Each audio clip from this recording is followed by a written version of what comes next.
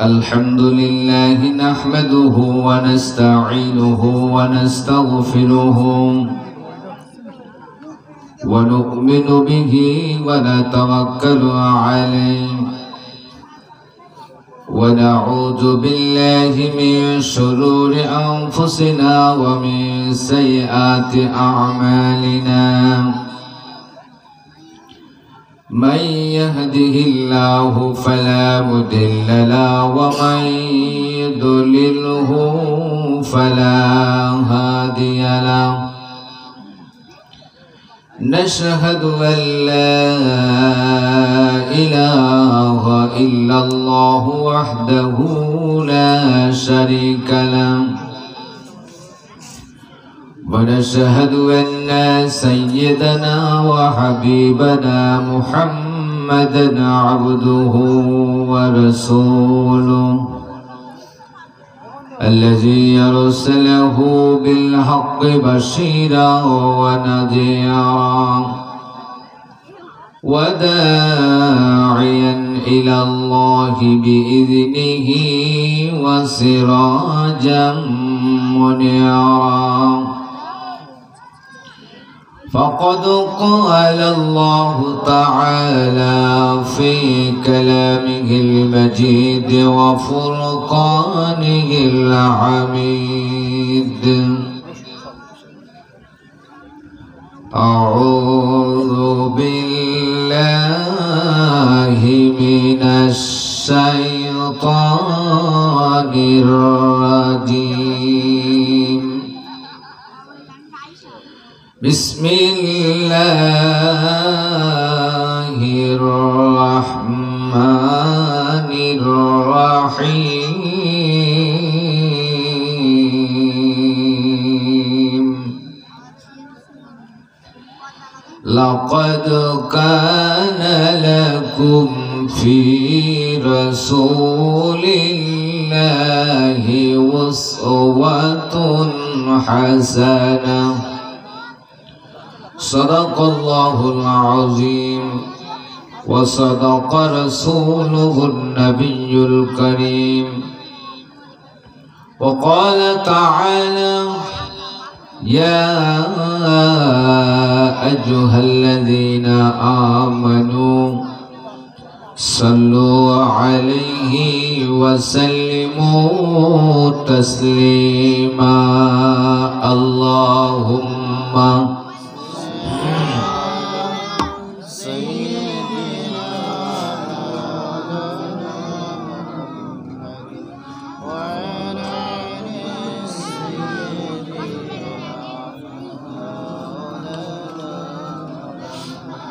زورے شرے اللہم صلی علی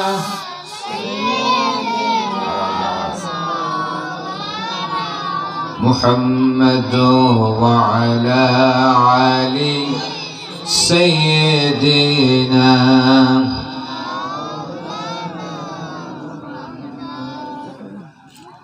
আমি যদি কোনদিন উহুদে যাই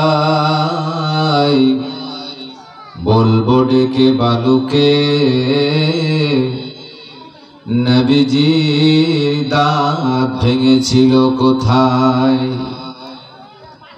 আমি যদি কোনদিন তায়েফে যাই বলবো ডেকে মাটিকে নবীজি রক্ত ঝরেছিল কোথায় আল্লাহুম্মা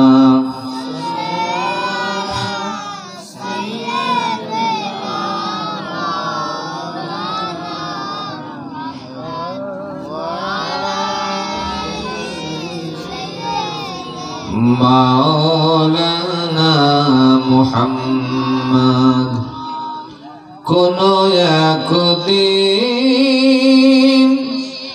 এদেশের আকাশে কালিমার পতাকা উড়বে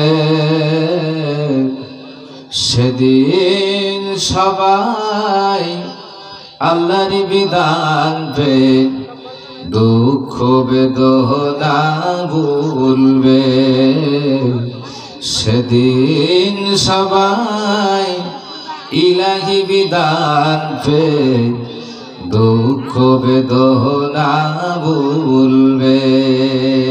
জোরে বলেন আমিন। কোনো একদিন এদেশের আকাশে কালিমার পতাকা উড়বে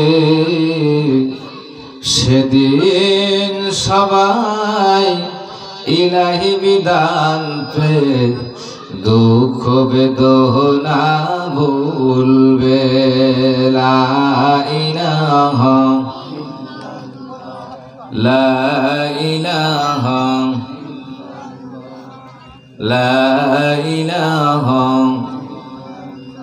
লা ইলাহা ইল্লাল্লাহু মুহাম্মাদুর রাসূলুল্লাহ বালাগাল উলা বিকামালিহি কাশাফাদ দুজা বিজামালিহি حسنت جميع خصاله صلوا عليه وآله।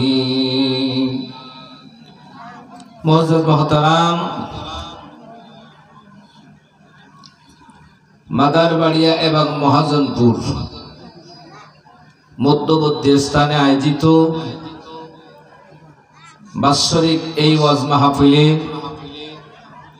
সম্মানিত সভাপতি শ্রদ্ধাভাজন বড় ভাই মোহাম্মদ আব্দুস সবুর শেখ,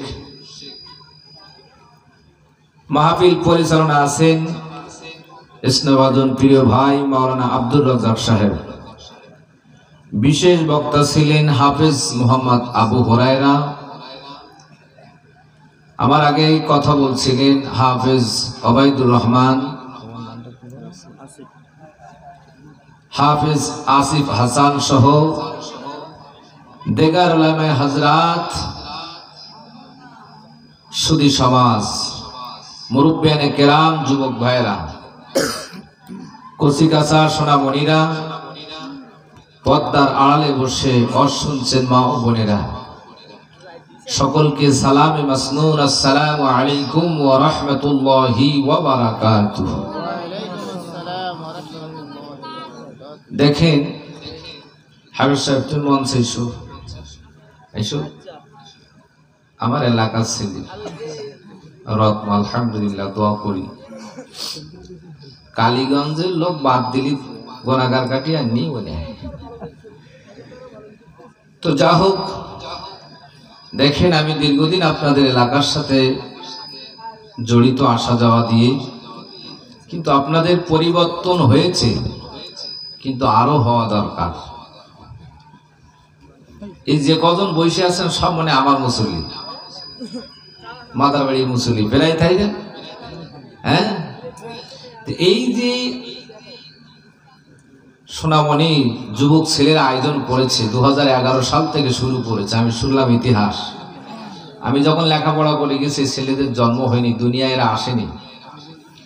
এই ছেলেগুলো বলল যে হুজুর, আমরা গোজা দিয়ে এই মাহফিল শুরু করেছিলাম, আজকের খিচুড়ি। আলহামদুলিল্লাহ, কত সুন্দর আয়োজন।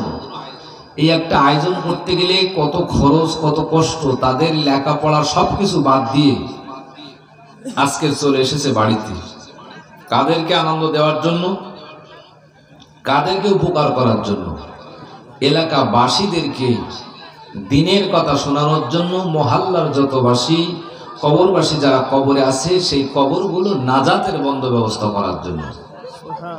তো এই এলাকায় কি আর মানুষ নেই? বেটা মানুষ, হ্যাঁ, কম বলে আসবে না। তো এই যে 6 একটা খাবে কারা? এই পরিবেশ কেন আমরা পরিবর্তন করতে পারলাম না? আমার এলাকায় যদি একটা মাহফিল হতো, অন্তত যতদূর পর্যন্ত আওয়াজ যেত, যারা অসুস্থ তারা বাদ দিয়ে কোনো পুরুষ মানুষ মনে বাড়িতে থাকতো না। তো আলহামদুলিল্লাহ আমি দেখলাম আমার মা বোন অনেকেই আসতেছেন, আর মনে হয় অনেকে এসেছেন, প্যান্ডেল মনে হয় ভরে গেছেন। আমার মা বোনদেরকে কবুল করুক। কিন্তু যুবক ভাইদের কি অবস্থা হলো, এই পরিবর্তন কবে হবে আপনাদের?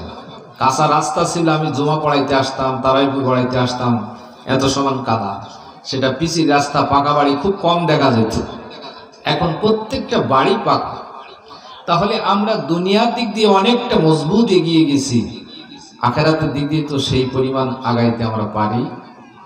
আগে একটা মসজিদ ছিল, গোনাগারকাটি আর মাদার বাড়িয়া, টুং টুং টুং করে চলতো। এখন মাদার বাড়িয়া, মধ্যপাড়া, আইতলা, আবার এই পাশে পাঞ্জেগানা, আবার ওই পাশে মসজিদ, কতগুলি মসজিদ হয়ে গেছে। এই জন্য মাইকের আওয়াজ যারা পাচ্ছেন ভাই ও বাবাজিরা, আপনারা চলে আসুন। দুটি কথা বলার নিয়ত করে সেই সুদূর কালীগঞ্জ থেকে এসেছে আপনাদের আমন্ত্রণে।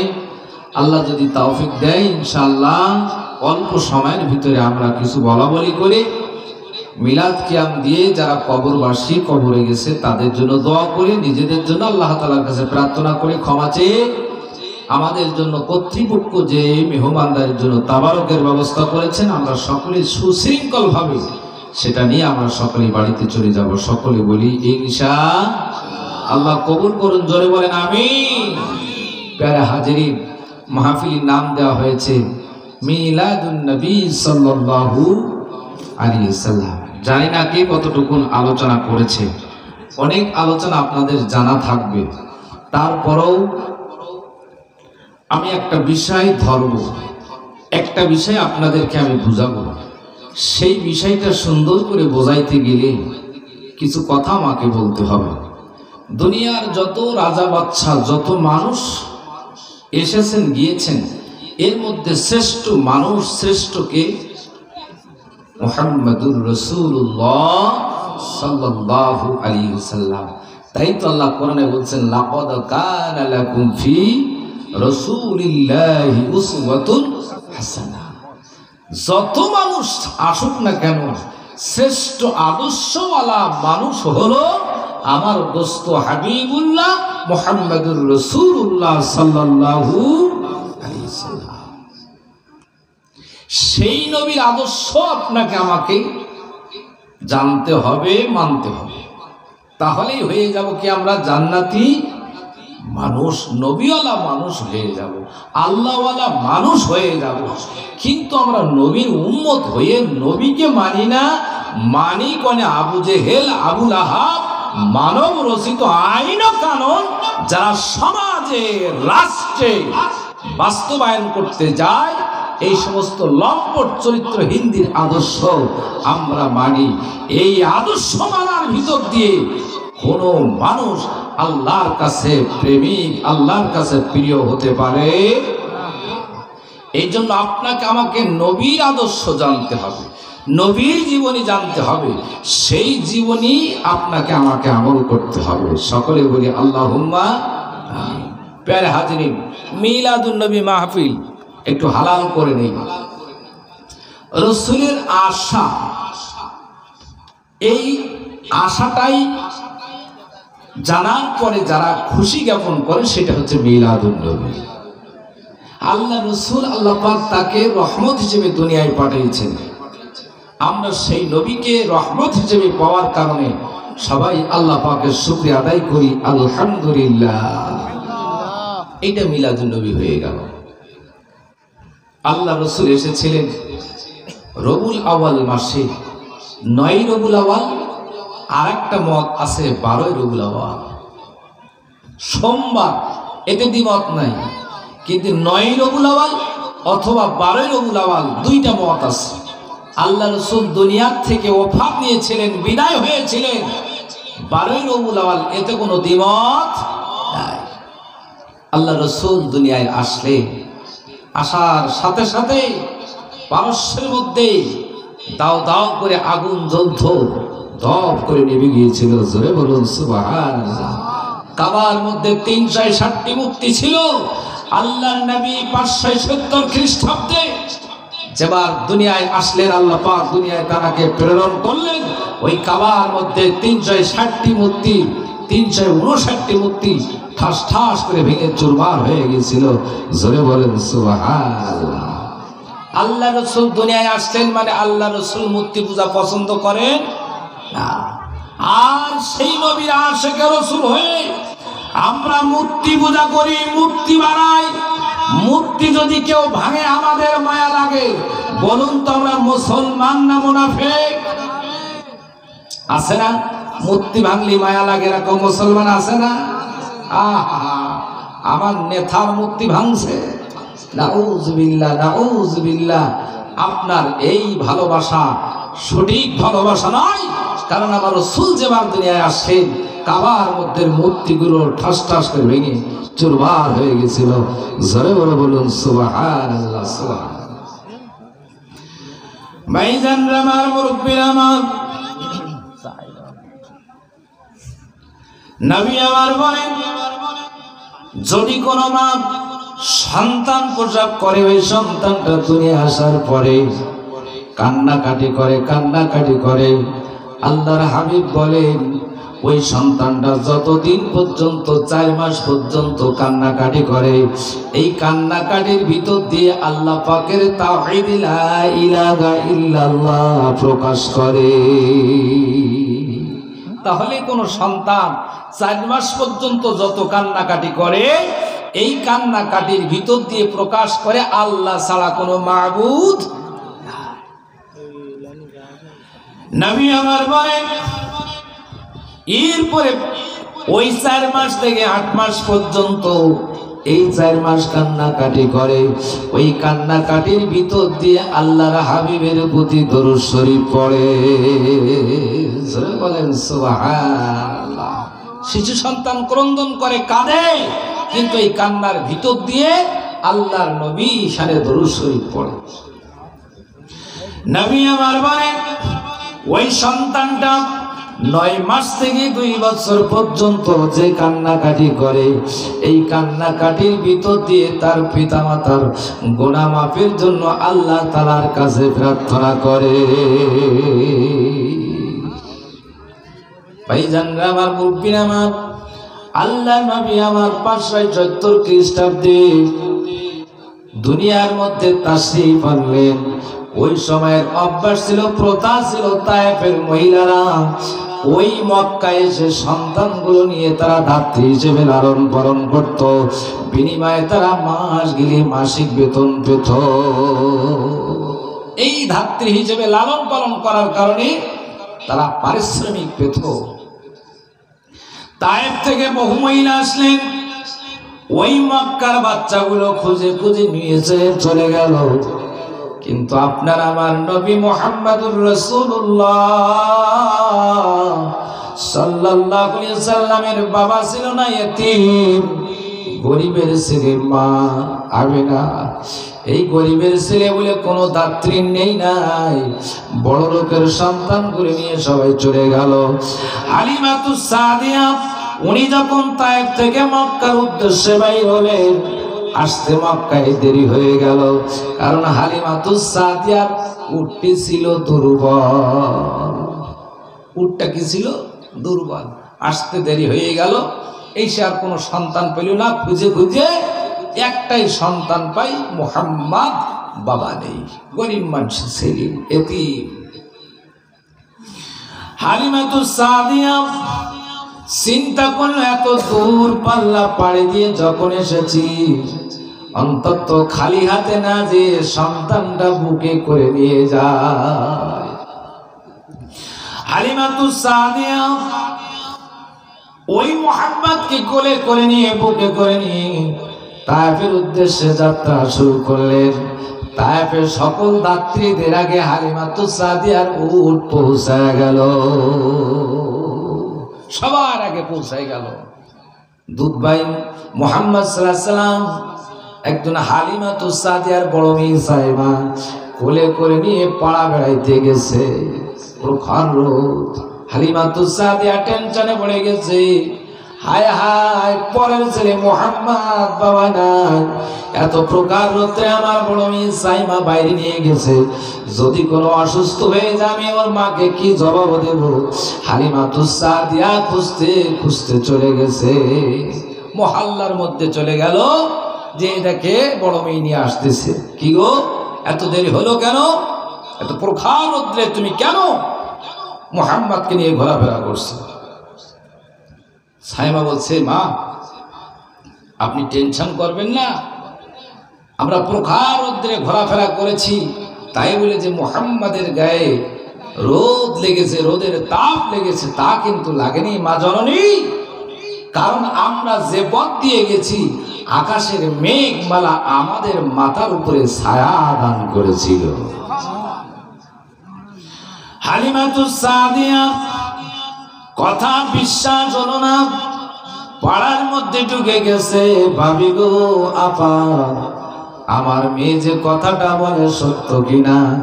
পাড়ার মহিলা সকলে এক বাক্য সাক্ষী দেয়, আলিমা তুমি বড় ভাগ্যবান, যে সন্তানকেও আমরা নেছি নাই, ওই সন্তানটা তুমি নিয়ে এসেছো, তুমি বড় ভাগ্যবান।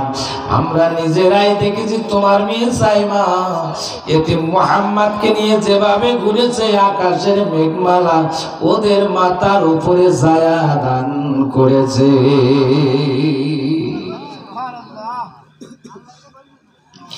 ভাইজান আমার, মুরব্বী আমার, এতিম মুহাম্মদ সাল্লাল্লাহু আলাইহি সাল্লাম এইভাবে বড় হচ্ছেন। 6 বছর বয়সে মা চলে গেল। ক বছর? 6 বছর বয়সে আম্মা জানের ইন্তেকাল হয়ে গেল। দাদা আব্দুল মুত্তালিব লালন পালন করে মুহাম্মদ সাল্লাল্লাহু আলাইহি সাল্লামকে।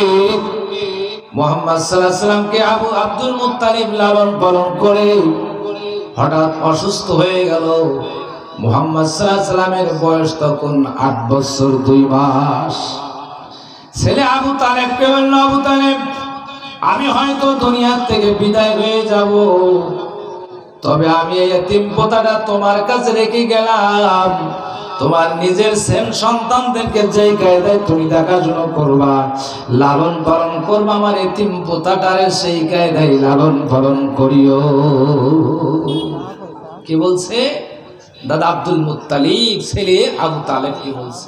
তোমার ছেলেটা যে কায়দায় দেখাশোনা করবা, আমার এতিম পোতাটা তুমি সেই কায়দায় দেখাশোনা করিও। কারণ ওর বাবা নাই, মাও, কারণ ও যখন দুনিয়ায় এসেছে ওর বাবা নাই। আল্লাহ রাসূলের আব্বা ইন্তেকাল করেছিলেন মাত্র 25 বছর বয়সে। কত বছর? 25 বছর বয়সে আল্লাহ রাসূল যখন মায়ের পেটে, ওনার আব্বার বয়স তখন 25 বছরের মাথায় আল্লাহ রাসূলের আব্বা ইন্তেকাল করেছিলেন। তাই আব্দুল মুত্তালিব বলেন, তালিব, আবু তালিব আমার এতিম পোতাটা তুমি লালন পালন করিও, কোনো কষ্ট কেলে যেন করে দিও না। আল্লাহর হাবিব সাল্লাল্লাহু আলাইহি ওয়াসাল্লাম চাচা আবু তালিবের কাছে লালিত পালিত হচ্ছেন। আবু তালিব আল্লাহ নবী মুহাম্মদ সাল্লাল্লাহু আলাইহি সাল্লামকে লালন পালন করতেছে। আল্লাহর হাবিব মুহাম্মদ সাল্লাল্লাহু আলাইহি সাল্লাম কোনদিনের জন্য মূর্তি পূজা, গাছ পূজা, এমনি কায়দায় কোনদিনের জন্য মাছ পূজা, এগুলো চন্দ্র পূজা করে না, বরং মূর্তি পূজার ধারেও যায় না, মূর্তি পূজার বিরোধিতা করে। যারা মুশরিক ছিল, মূর্তি পূজারী, তারা আবু তালেবকে বলল, আবু তালেব তোমার ভাতিজাকে সাবধান করো, কারণ তোমার কারণে তোমার বাড়িতে লালিত পালিত হচ্ছে, তোমার শেলদারে কিন্তু আমাদের মূর্তি পূজার বিরোধিতা করতেছে। তাড়াতাড়ি করে জলদি করে তুমি তোমার ভাতিজাকে সাবধান করো। আবু তালিব মুহাম্মদ সাল্লাল্লাহু আলাইহি সাল্লামকে বলো, মুহাম্মদ তুমি আমার বাড়িতে আসো, দেখো তোমার জন্য আমার অনেক চাপ। তুমি বাপ দাদাদের ধর্মের বিরোধিতা করতেছ, এই সমস্ত পূজার বিরোধিতা করতেছ, এগুলো করো না, তোমার জন্য আমার অনেক চাপ সহ্য করতে হচ্ছে। এরকম একটা পরিবেশ ছিল না? হুজুর শুক্রবার দিন যাতা বইল না, কারণ আমার কাছে কিন্তু হ্যালো এসতেছে, আপনি শুক্রবারে যা বলতেছেন তা আমরা তো কমিটি ব্যাডে সব জেনে যাব, এরকম একটা পরিবেশ ছিল না। তাই আবু তালেব বলছে, ও ভাতিজা মুহাম্মদ, এমন কিছু করিও না, তোমার জন্য আমি চাপ সহ্য করতে পারছি না, এগুলোর বিরোধিতা করিও না। আল্লাহর নবী বললেন, চাচাজি যদি আমার এক হাতে চন্দ্র অপর হাতে সূর্য দেওয়া হয়, তারপর কোনো দিনের জন্য আমি মূর্তি পূজা করতে পারবো? আমি মূর্তি পূজা মেনে নিতে পারবো? আল্লাহ রাসূল বড় হচ্ছেন, পূর্ব আকাশ থেকে সূর্য ওঠে, পশ্চিম আকাশে ডুবে যায়, রাত হয়, সকাল হয়, সকাল হয়, সন্ধ্যা হয়, সকাল হয়, সন্ধ্যা পর্যন্ত মানুষ পরিশ্রম করে, কাজ করে, সন্ধ্যা হয়, রাতে মানুষ ঘুমিয়ে যায়। এই বালক মুহাম্মদ সাল্লাল্লাহু আলাইহি সাল্লাম যখন একটু বড় হলো, বিবেক বড় হচ্ছে, দেখতেছে কত সুন্দর একটা সিস্টেম, নিশ্চিত এই পরিচালনাকারী একজন আছে, দুনিয়ার কোনো মানুষ নয়, একজন এর সৃষ্টিকর্তা আছে, তিনি কে? আল্লাহ। আল্লাহ রাসূলের মাথার মধ্যে আসলো একজন সৃষ্টিকর্তা আছে। এই জন্য বলে না, যে কাটা ভুল হয় ভুল হয়েই আসে। সেই সময়ের গাছ পুজো, মাছ পুজো, মূর্তি পূজা, বিভিন্ন পূজায় মানুষ ভরপুর, আল্লাহর নবী কোনদিন পূজা করি। ভাইজানরা আমার, মুরব্বিরা আমার, আবু তালেবের কাছে মুহাম্মদ সাল্লাল্লাহু আলাইহি সাল্লাম লালিত পালিত হচ্ছেন। 14 বছর বয়স। আল্লাহর নবী চাচার সাথে সিরিয়ায় ব্যবসা করতে যাবে, চাচা নিয়ে যান নাই, মোটে নিয়ে যাবে না, সর্বশেষ নিয়ে গেলেন। প্রতিমধ্যে একজন পাদ্রীর জবান শুনে, পাদ্রীর কথা শুনে চাচা আবু তালেব ওখান থেকে ফিরে এসে বাড়িতে আবু তালেবকে লালিত পালিত করেছিল। এই বাসে, এই আব্বা একটু সরিয়ে যাও, বাপ একটু তাড়িয়ে দাও, একটু জিকির করেন, লা ইলাহা লা ইলাহা লা ইলাহা ইল্লাল্লাহু মুহাম্মাদুর রাসূলুল্লাহ সাল্লাল্লাহু আলাইহি ওয়াসাল্লাম। ভাইজানরা আমার, মুরব্বিরা আমার, আল্লাহর হাবিব সাল্লাল্লাহু আলাইহি ওয়াসাল্লাম চাচার কাছে এই কায়দায় বড় হচ্ছে। দুনিয়ার মানুষ মুহাম্মদ সাল্লাল্লাহু আলাইহি সাল্লামের ব্যাপারে মুগ্ধ, হায় হায় বাবা নাই, মা নাই, কিন্তু এই ছেলেটা মক্কায় যত সন্তান আছে, ছেলে আছে, এই ছেলের সাথে তুলনা হয় না। কোনদিন খেলাধুলোয় যায় না, বাজে তাল বাহানায় যায় না, অশ্লীল বাক্য ব্যবহার করে না, মানুষের সাথে খারাপ আচরণ করে না।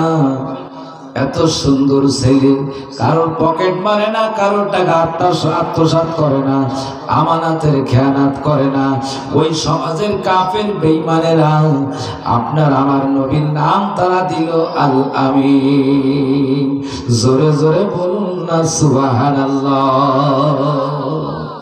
আল আমিন, নবীর নাম কি দিল? আল আমিন। আল আমিন মানে কি? বিশ্বাসী, অধিক বিশ্বাসী। কাফের বেঈমানেরা আল্লাহর নবীর কাছে সম্পদ, সোনা গহনা, টাকা পয়সা গচ্ছিত রাখত, যেভাবে দিত আল্লাহর নবী সেইভাবে তাদের ফিরাই দিতেন। এই জন্য ওই মক্কার মানুষ আমার নবী, আপনার নবীকে আল আমিন উপাধি দিয়েছিল। জোরে বলুন সুবহানাল্লাহ। আর আপনার আমার কে? সেই নবীর উম্মত আপনি, আমি না? যদি কোনো দোকানদার টাকা পায়, সে দোকানের সামনে দিয়ে আর কেউ যায়? হ্যাঁ, এই দোকান থেকে 1 মাস খাই, ও দোকান আর যাই না, আরেক দোকান ধরি, এরকম না আমরা? আল আমিন নবীর উম্মত। জোরে জোরে বলি আস্তাগফিরুল্লাহ। আমার নবীর চরিত্র কি, এইটা যারা গঠন করবে তারা হবে আশিকে রাসূল। মান আহাব্বা সুন্নতি ফাকাত আহাব্বানি। আল্লাহ রাসূল বলছে যে আমার আদর্শ মানবে, মুহাব্বত করবে, আমল করবে, সে আমি রাসূল আমাকে মুহাব্বত করব। একটু জিকির করেন লা ইলাহা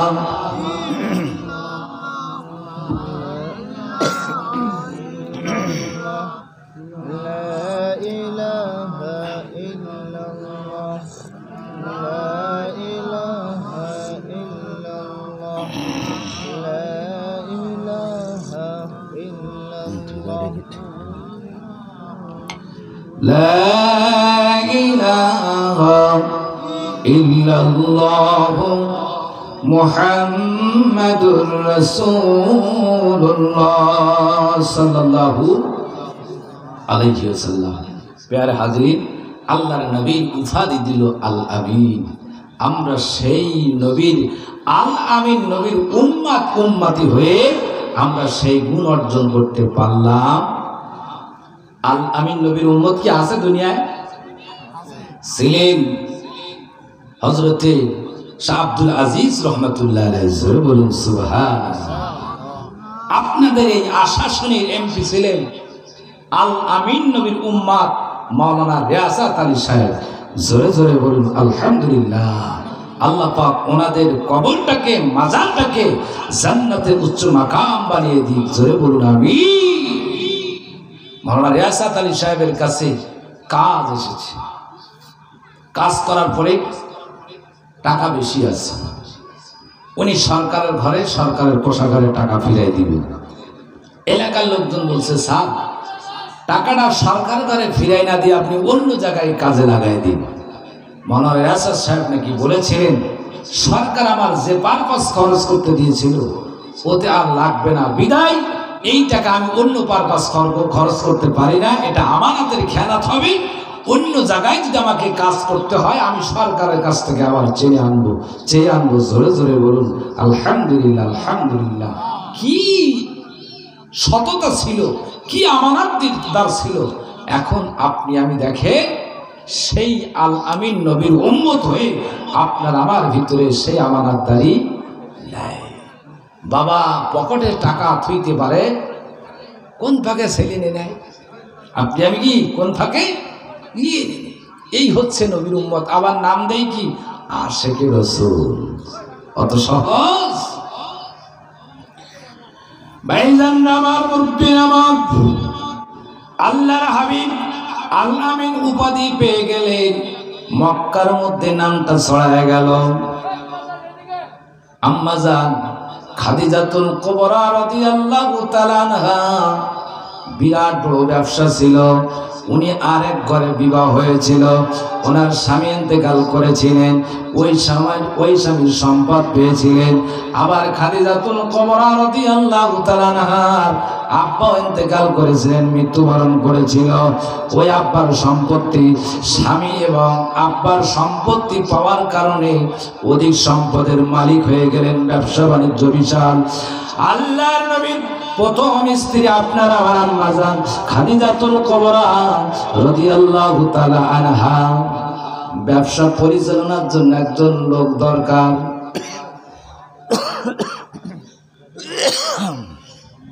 ব্যবসা লোক দরকার, খুঁজতে লাগলো যে বিশাল ব্যবসা দেখভালের জন্য, পরিচালনার জন্য একটা লোক দরকার। আবার লোকটা হতে হবে বিশ্বস্ত। খুঁজতে খুঁজতে খুঁজতে খুঁজতে মক্কার নগরীর মধ্যে একটা ছেলের সন্ধান পেল, নাম তার হলো আহমদ মুহাম্মদ, পিতা আব্দুল্লাহ, মাতা হলো আমিনা। জোরে জোরে বলুন সুবহানাল্লাহ। আল্লাহর নবী বরাবর প্রস্তাব চলে গেল, মুহাম্মদ তুমি কি খাদিজার ব্যবসায়ী পরিচালনার দায়িত্ব পালন করবে? আল্লাহর হাবিব সাল্লাল্লাহু আলাইহি ওয়াসাল্লাম চাচার কাছে চলে গেলেন, চাচাজি খাদিজা বিয়ের পরিচালক হিসেবে আমাকে নিয়োগ দিতে চাই, মতামত। আবু তালেব বলে মুহাম্মদ যাও।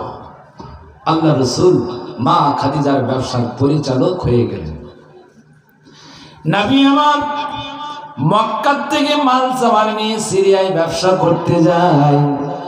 আগে যা লাভ হইতো, আপনার আমার নবী ব্যবসায় যোগ দেওয়ার কারণে ডবল লাভ হতে লাগলো। আবার ওই সিরিয়ার থেকে মাল কিনে নিয়ে আসে, যেগুলো মক্কায় দরকার মক্কায় মেলে না, সিরিয়ার থেকে এনে মক্কায় বেচে, আগে যা লাভ হইতো তার চাইতে দ্বিগুণ লাভ।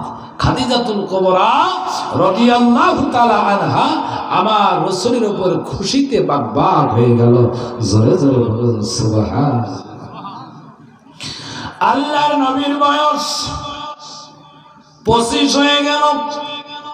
খাদিজাতুল কুবরা রাদিয়াল্লাহু তাআলা আনহা ব্যবহারে মুগ্ধ হয়ে মাইসারাকে দিয়ে আল্লাহ নবী বরাবর প্রস্তাব পাঠাই দিল, দেখো না মুহাম্মদ সাল্লাল্লাহু আলাইহি সাল্লাম আমার সাথে বিয়ে করে কিনা, আমি মুহাম্মদ সাল্লাল্লাহু আলাইহি সাল্লামের সাথে বিয়ে করতে চাই। মাইসারাজি আল্লাহর নবীকে বলল, আল্লাহর নবী প্রস্তাব পেয়ে চাচাজি আবু তালেবের কাছে চলে গেছে, চাচাজি খাদিজা আমাকে বিয়ে করতে চায়, আপনার মতামত? আল্লাহর নবীর চাচা আবু তালেব বলল, মুহাম্মদ আমি দেখো আমার ভাই ভগ্ন নিয়ে একটু আলোচনা করি। হামজা সহ সকলকে নিয়ে বৈঠক করলো, আলোচনা করলো, সবাই ঐক্যমত পোষণ করলো। এতিম ভাতিজাকে খাদিজার মতন একজন গুণবতী, একজন পরেশগার, একজন আল্লাহওয়ালা বুদ্ধিমতী ভদ্র মহিলার হাতে যদি উঠায় দেওয়া যায়, নিশ্চিত ভাতিজা নিরাপদে থাকবে। আল্লাহ পাক ওখানে মুহাম্মদ ভাতিজাকে নিরাপদে রাখবে।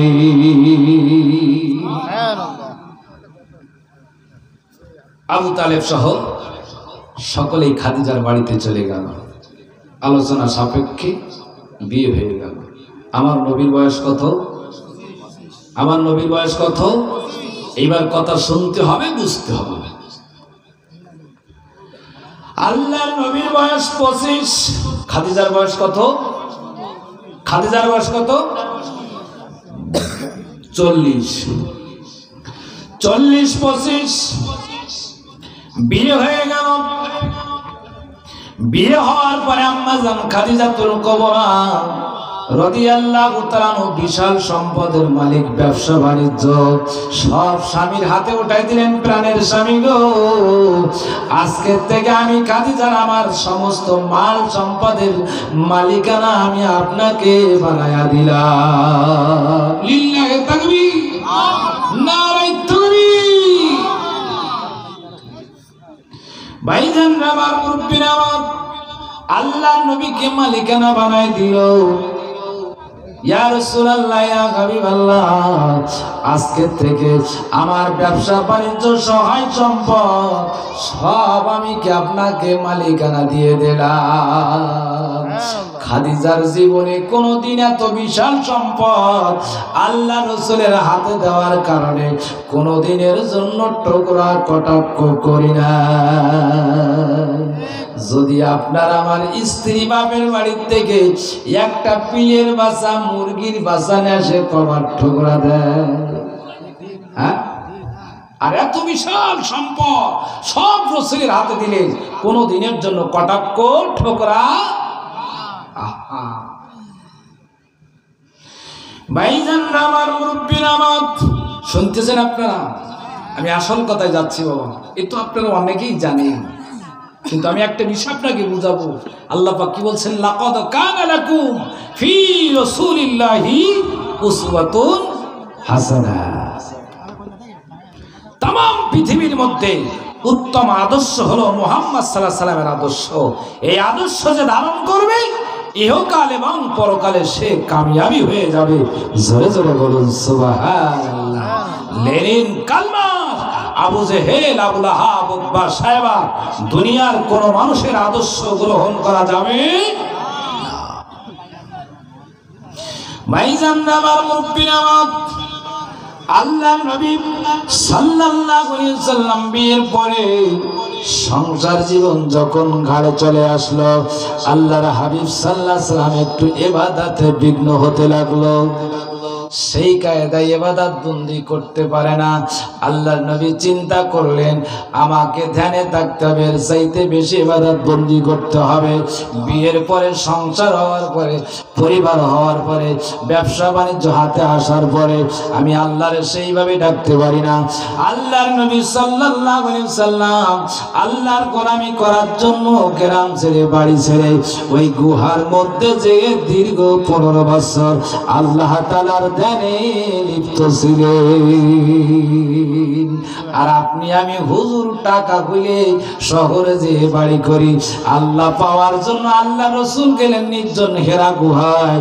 আর আপনি আমি হুজুর টাকা হইলে শহরে যে বাড়ি করি, আপনি আমি কোন কায়দার হুজুর? কথা কি আপনারা কিছু বুঝতে পারতেছেন? আল্লাহ রসুল কোথায় গেলেন? গুহায়। কেন? বউ বাচ্চা হয়ে গেছে, বিশাল ব্যবসা বাণিজ্য এ করতে যে আল্লাহর সেই কায়দা আগে আইবুড়ো বেলায় অবিবাহিত বেলায় যে কায়দা আল্লাহরে ডাকতাম, ওই কায়দায় ইবাদত বন্দেগী পারতেছি না, সময় বের করতে পারতেছি না। তাই নির্জন জায়গা খুঁজে নিল, সেখানে আল্লাহ ডাকবো। তখন ক বছর? 15 বছর ধরে।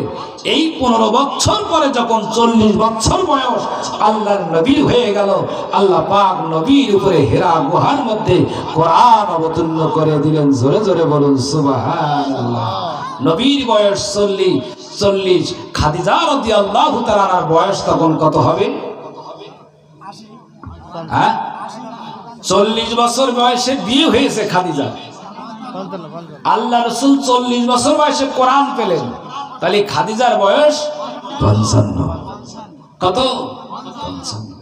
এই বয়স্কা মানুষটি ওই হেরা গুহার মধ্যে স্বামীর মহাব্বতে কখনো রুটি, কখনো পানি, কখনো খেজুর, এই 15 বছর যাওয়া আসা করেছে। জোরে জোরে বলুন না সুবহানাল্লাহ। আপনার আমার স্ত্রী হলে কি করতো ভাই? হ্যাঁ করতো। কিছু কিছু মা বোন আছে, যদি না থাকতো ওই সূর্য আলো দিত না, চন্দ্র আলো দিত না, দিন হতো না, রাত হতো না। ও মা বোন, স্বামীকে মহব্বত করবেন। বাইরে আমার মুরব্বিন আমার, ওই 40 বছরের মাথায় ঘেরা গুহার মধ্যে আল্লাহর নবীর উপরে কোরআন নাজিল হয়ে গেল। ইকরা বিসমি রাব্বিকাল্লাযী খলাক। ও হাবিব, আপনি পড়ুন, যিনি আপনাকে সৃষ্টি করেছেন। জোরে জোরে বলুন না সুবহানাল্লাহ। ভাইজান আমার, মুরব্বি আমার, আল্লাহর নবী বাড়িতে চলে আসলেন। খাদিজা, আমার শরীর কাঁপতেছে, কি যেন হয়েছে, কি যেন হয়েছে। দেখেন কেমন ধরনের স্ত্রী সান্ত্বনা দিচ্ছে। না স্বামী, ও আল্লাহর বান্দা, টেনশন করেন না, কিছু হই নাই। কি হয়েছে বলেন? আল্লাহর নবী সব ঘটনা করে বললেন। খাদিজাতুল কুবরা রাদিয়াল্লাহু তাআলা বললেন, প্রাণের প্রিয় স্বামী গো, আপনার সুলক্ষণ আল্লাহ তাআলা আপনাকে নবী হিসাবে দায়িত্ব দিয়ে দিয়েছেন। জোরে জোরে বলেন না সুবহানাল্লাহ। এরপর থেকে আল্লাহর নবী সাল্লাল্লাহু আলাইহি ওয়াসাল্লাম দ্বীনের দাওয়াত গোপনে গোপনে দেওয়া শুরু করলেন। প্রকাশ্য দিতে পারেন না, কারণ সব কাফেরেরা বংশবালা সব আল্লাহ রসুলের এন্ট্রি গোপনে গোপনে। বাংলাদেশে 95 জন 96 জন মুসলমানের দেশে মাহফিলে বাধা আসে, বলেন কথা বলেন ঠিক না? আর সেই মক্কা জমিনে কোনো মুসলমান নয়, আল্লাহ রসুল একা। যখনই খাদিজার সাথে এসে ঘটনা বললেন, সর্বপ্রথম কালেমা নিলেন খাদিজাতুল কুবরা রাদিয়াল্লাহু তাআলা আনহা। জোরে জোরে বলেন সুবহানাল্লাহ। গোপনে গোপনে গোপনে গোপনে আবু তালেব বারবার সংকেত দেয়, ভাইপো তোমার জন্য কিন্তু আমি পারলাম না, তুমি একটু আস্তে থামো, বাপ দাদাদের ধর্মের বিরোধিতা করিও না, নতুন ধর্ম বেশি প্রচার করতে যেও না।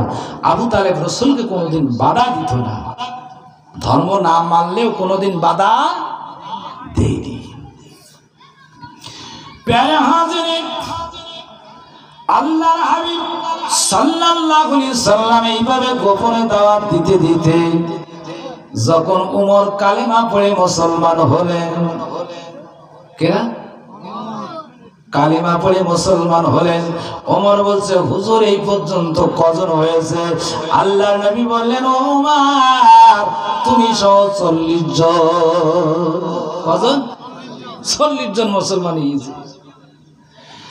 হযরত ওমর বললেন, ইয়া রাসূলুল্লাহ, আপনি এতদিন গোপনে গোপনে কোরআনের দাওয়াত দিয়েছেন, আর নয় গোপনে গোপনে, আজকের থেকে আমি কথা দিলাম প্রকাশ্য কোরআনের দাওয়াত দেওয়া হবে। কোন বাপের বেটা আছে আমি দেখিনি, বছরে বলুন সুবহানাল্লাহ। আল্লাহ রাসূল প্রকাশ্য দাওয়াত দেওয়া শুরু করলেন। সাফা পাহাড়ে পাদদেশে উঠলেন, কুরাইশদেরকে ডাক দিলেন, সবাই চলে আসো। সবাই চলে আসলো। ও কুরাইশবাসী, ও কুরাইশ বংশধর, আমি যা বলবো তোমরা কি তা বিশ্বাস করবে?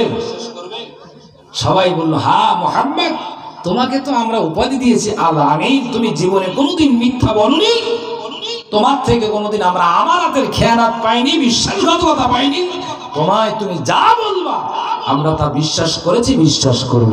কি বলতে চাও বলো। আল্লাহর হাবিব বলছে, ও কুরাইশবাসী শোনো, ওই যে পাহাড়ের অপর পাশে একদল সৈন্যবাহিনী আছে যা তোমাদের উপরে আক্রমণ করবে, যদি বলি বিশ্বাস করবে। কুরাইশরা সকলেই বলল, মুহাম্মদ অবশ্যই অবশ্যই বিশ্বাস করি। তুমি এমন কথা কেন বলছো? কোনদিনের জন্য তোমার জবান থেকে মিথ্যা পাইনি। আর আপনি আমি রাসূলের আশিক, মনে হয় সত্য কথা আপনার আমার ভিতরে খুঁজে পাওয়া যায়।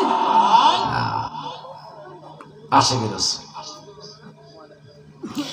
ভাইজানরা আমার, মুরব্বিরা আমার, আল্লাহর নবী সাল্লাল্লাহু আলাইহি সাল্লাম তখন বললেন, ও কুরাইশবাসী শোনো, আল্লাহ পাক আমাকে নবী হিসেবে কবুল করেছেন, নবীর দায়িত্ব দিয়েছেন। আল্লাহ পাক কোরআন দিয়েছেন, আল্লাহ পাক জানিয়ে দিয়েছেন ওই কোরআন মানার জন্য। আমাকে আল্লাহ পাক নবী হিসেবে কবুল করেছেন, নবীর দায়িত্ব দিয়েছেন। আমার আদর্শ, আমি যেটা বলবো, আমি যে দাওয়াত দেব, এটা শুনতে হবে, মানতে হবে, সেই কায়দায় চলতে হবে। রাজি আছো কি? তখন কুরাইশরা বলল, মুহাম্মদ, তুমি এত সময় যা বলছিলে, এতদিন যা বলেছো, আমরা মানতে পারছিলাম, রাজি ছিলাম, এখন এই কথার সাথে আমরা রাজি। কথা কি আপনারা কিছু বুঝতে পারতেছেন? এর আগ পর্যন্ত আল্লাহ রাসূল খুব ভালো ছিল। কি ছিল?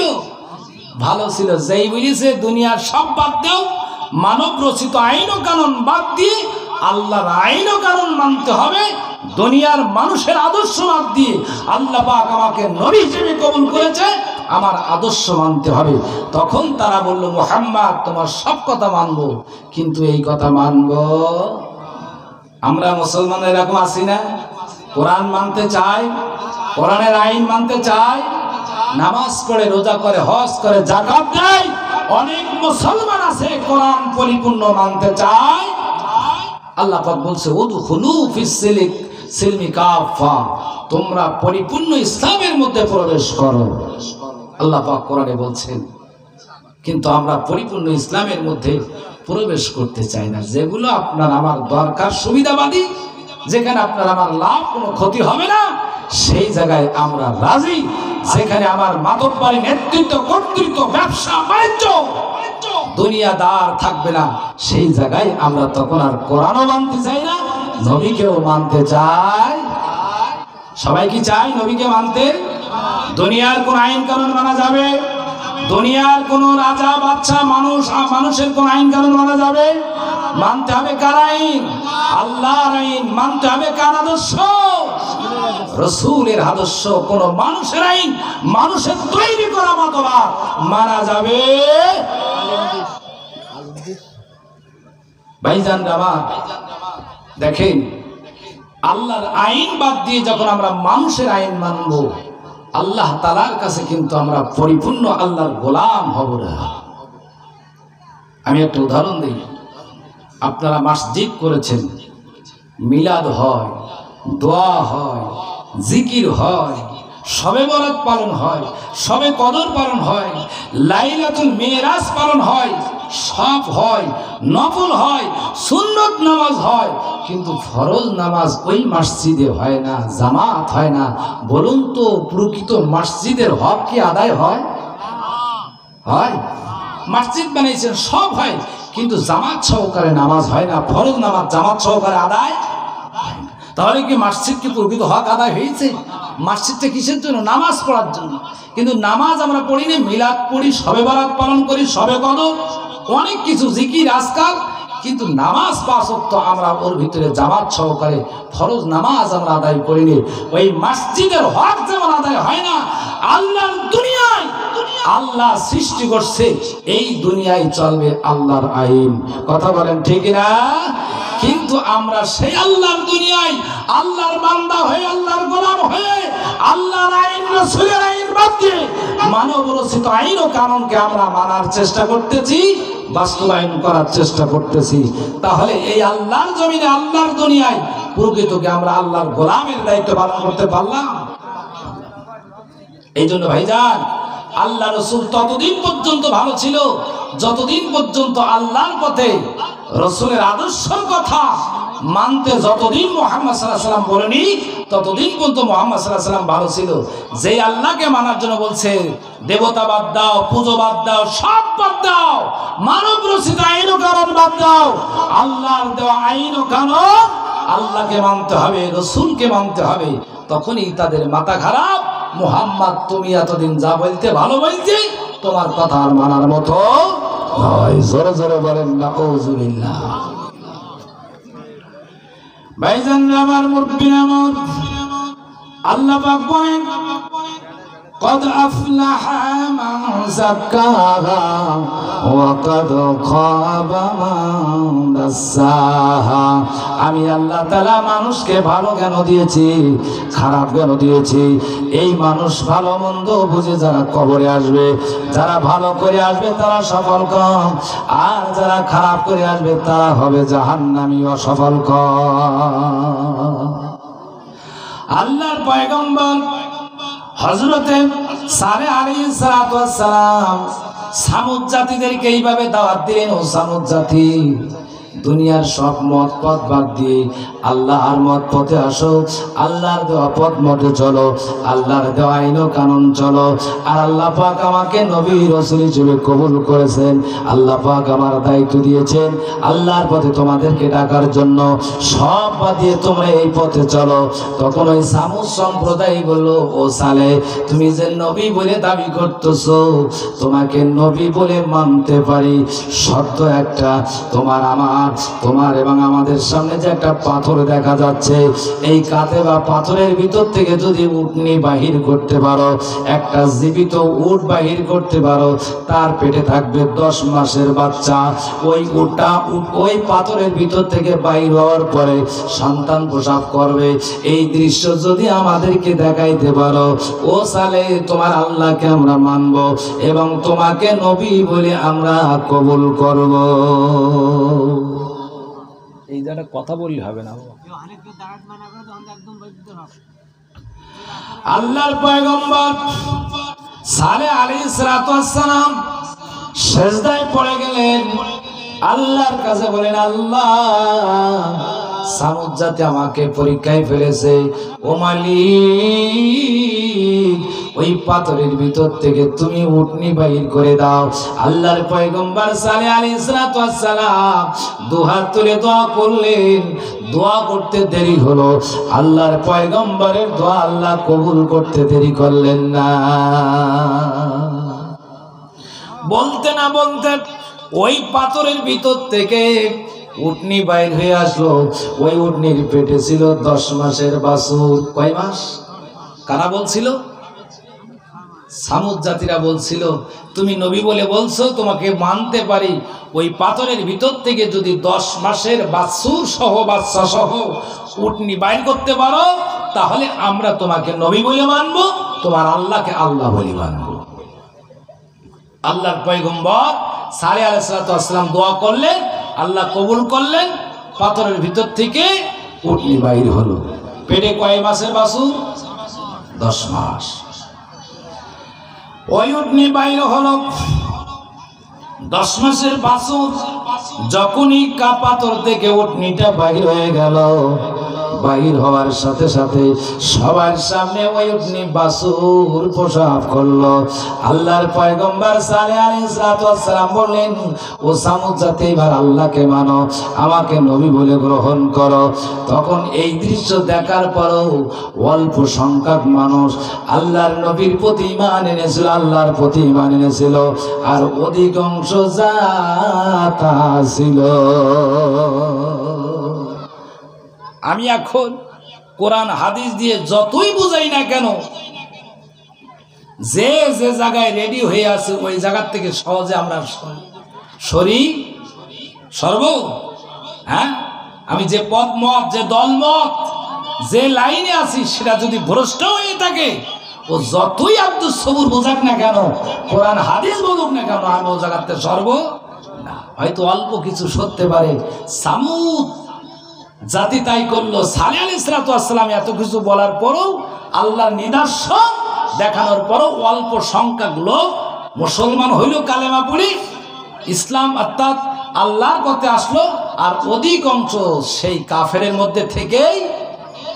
ও সালে একটা জাদুকর, পাতারের ভিতর থেকে আবার কোনোদিন উট নিবাই রয়।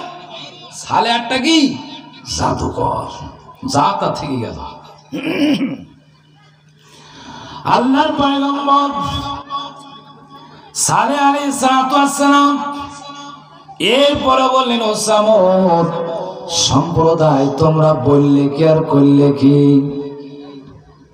আল্লাহ পাক জানাই দিলেন, ও সালেহ তুমি জানাই দাও, আমি যে উট দান করেছি, এই উটের সাথে যদি কেউ খারাপ ব্যবহার করে তার কিন্তু কপাল পড়বে। আমার এই উটনি কুফির থেকে একদিন পানি পান করবে, আর সামুদ সম্প্রদায় একদিন পানি পান করবে।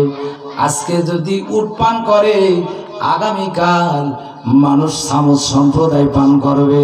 আমার উটনি যেখানে মন চাই যাবে, কেউ বাধা দিতে পারবে না। উটের সাথে যদি কেউ খারাপ ব্যবহার করে, আমি আল্লাহ তার উপরে নারাজ, জাহান্নামী সে হয়ে যাবে। এই উট কিন্তু তার জন্য নমুনা, উটের সাথে যেন কেউ খারাপ ব্যবহার করে না। আল্লাহর পয়গম্বর সালেহ আলাইহিস সালাম সব জানাই দিলেন। দেওয়ার পরে সকলেই মানে নিল। কারণ কি? فقال لهم رسول الله ناقة الله سقياها। আল্লাহর উটনি, কারণে আল্লাহর উটনি কেমন করে হইলো? এ কোনো উটির পেট দিয়ে আসেনি, এসেছে কোথার থেকে? পাথরের ভিতর থেকে আল্লাহ কুদরতের শক্তির মাধ্যমে বাহির করেছিলেন। এই জন্য আল্লাহর উটনি। ভাইজানরা আমার, মুরব্বিরা আমার, উট যেখানে মন চায় যায় চলাফেরা করে। উট একদিন পানি পান করে, যেদিন উটনি পানি পান করে কূপের থেকে একবার পানি শুকাই নিয়ে ফেলে। আর সামুদ সম্প্রদায়ের কষ্ট হতে লাগলো, কারণ সামুদ সম্প্রদায় একদিন পানি পান করে, এতে তাদের সংকলন হয় না। তারা ক্ষুব্ধ হলো, কষ্টবোধ করতেছে। সামুদ সম্প্রদায় তখন সালেহ আলাইহিস সালামের উপরে আস্তে আস্তে রাগ করতেছে এবং উটনির উপরে তখন ক্ষোভ প্রকাশ করতেছে। সামুদ সম্প্রদায়ের ভিতর থেকে দুজন মহিলা, কয়জন মহিলা? দুইজন মহিলা। একজন মহিলা দেখতে খুব সুন্দরী, বিয়ে হয়েছিল, স্বামী ইসলাম ধর্ম কবুল করেছে। এই মহিলা স্বামীরে তালাক দিয়েছে, দিয়ে বাবার বাড়িতে চলে আসছে। দেখতে খুবই সুন্দরী, বিশাল সহায় সম্পদ। এই মহিলা প্রস্তাব দিল, আল্লাহর এই উটনি যদি কেউ মারতে পারো, আমার এই সহায় সম্পদ সহ আমি তার সাথে বিয়ে বসবো। তার আপন চাচাতো ভাই হাত উঁচু করল, করবে তো? হ্যাঁ। মহিলা বলছে, আমি কথা দিলাম, এই উটনি যে মারতে পারবে আমি তার সাথে বিয়ে বসবো।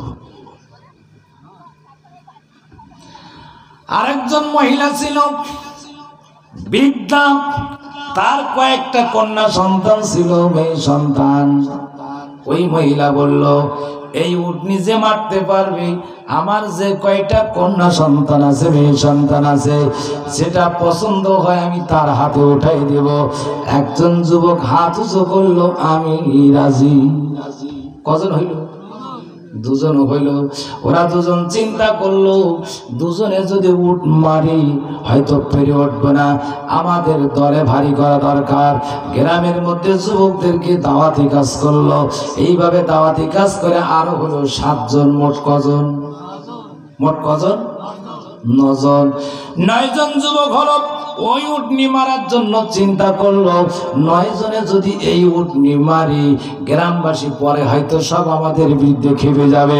গ্রামের লোকের মতামত আছে কিনা একটু জেনে নেই। ওই 9 জন যুবক গ্রামের মধ্যে নারী পুরুষ সবার কাছে গেছে, চাচা, ভাই, ভাবি, চাচি, এই যে উট আমরা মারতে চাচ্ছি মতামত কি? একের পর এক সবাই সম্মতি দিল, ওরে বিদায় করে দাও, কারণ ওর জন্য আমরা কষ্ট পাচ্ছি। জোরে জোরে বলেন না নাউযুবিল্লাহ। এই জন্য বাবা এখান থেকে মাসআলা, ভোট দেওয়ার সময় যদি আল্লাহওয়ালা মানুষদেরকে ভোট দেওয়া না যায়, লম্পট চরিত্রহীনকে যদি ভোট দেন, ওই মাল যত গয়ের কাজ করবে, যত গম চুরি করবে, মানুষের ভোট ফাঁকি দেবে, মিথ্যা মামলা দেবে, হয়রানি করবে, যারা ভোট দিয়ে তাকে নির্বাচিত করেছে ওই মানুষগুলো সমপরিমাণ গুনার শরীকদার হয়ে যাবে।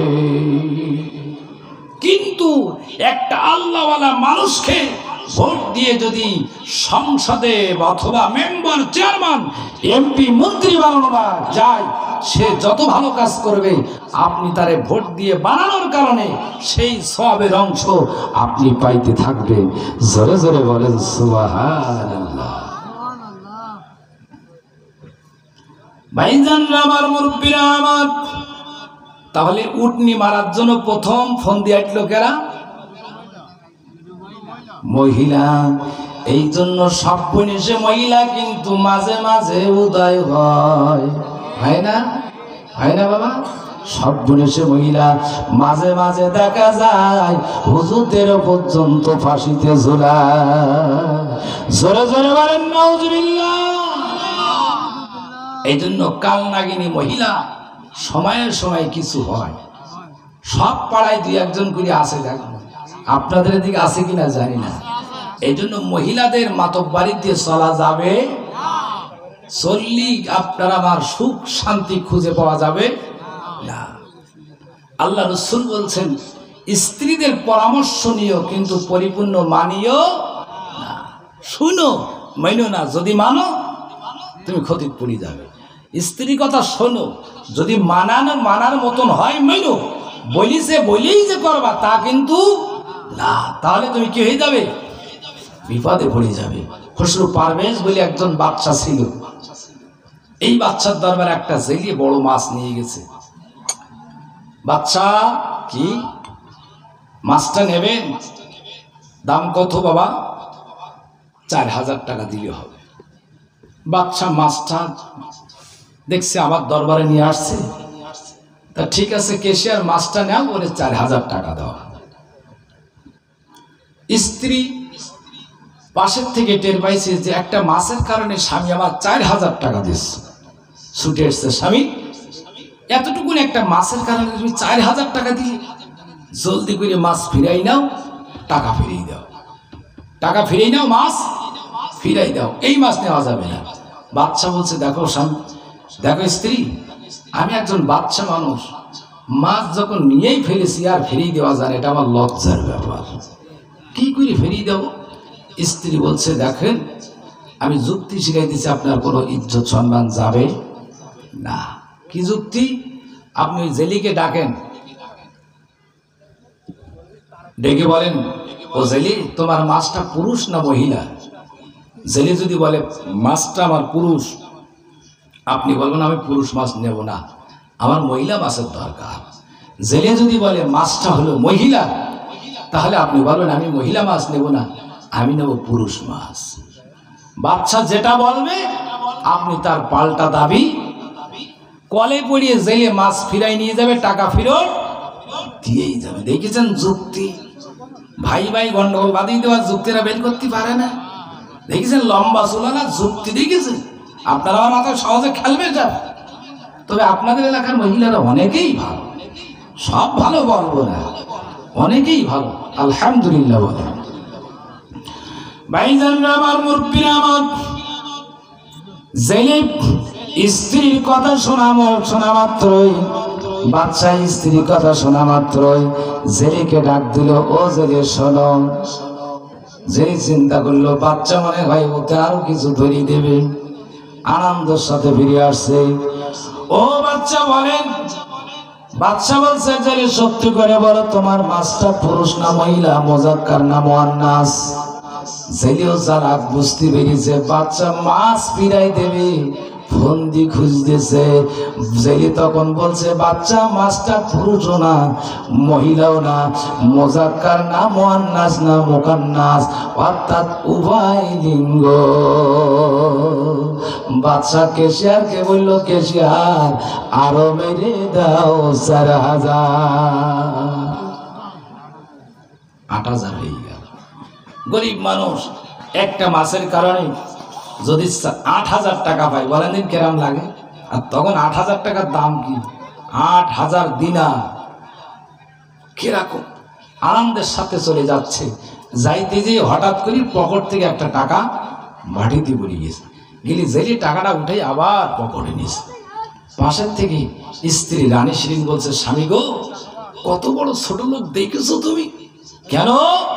একটা মাছের কারণে তুমি 8000 টাকা দেছো, হয়তো একটা টাকা মাটিতে পড়ে গেছে, তা উঠাই নিল। আর তোমার দরবারে পড়িয়ে যাওয়া জিনিস উঠাই নেওয়া, এটা দরবারের জন্য কলঙ্ক। তুমি জলদি করে ডাকো, এমন ছোট লোকের পরিচয় কেন গেল? ওর কাছ থেকে কই ফের নেও।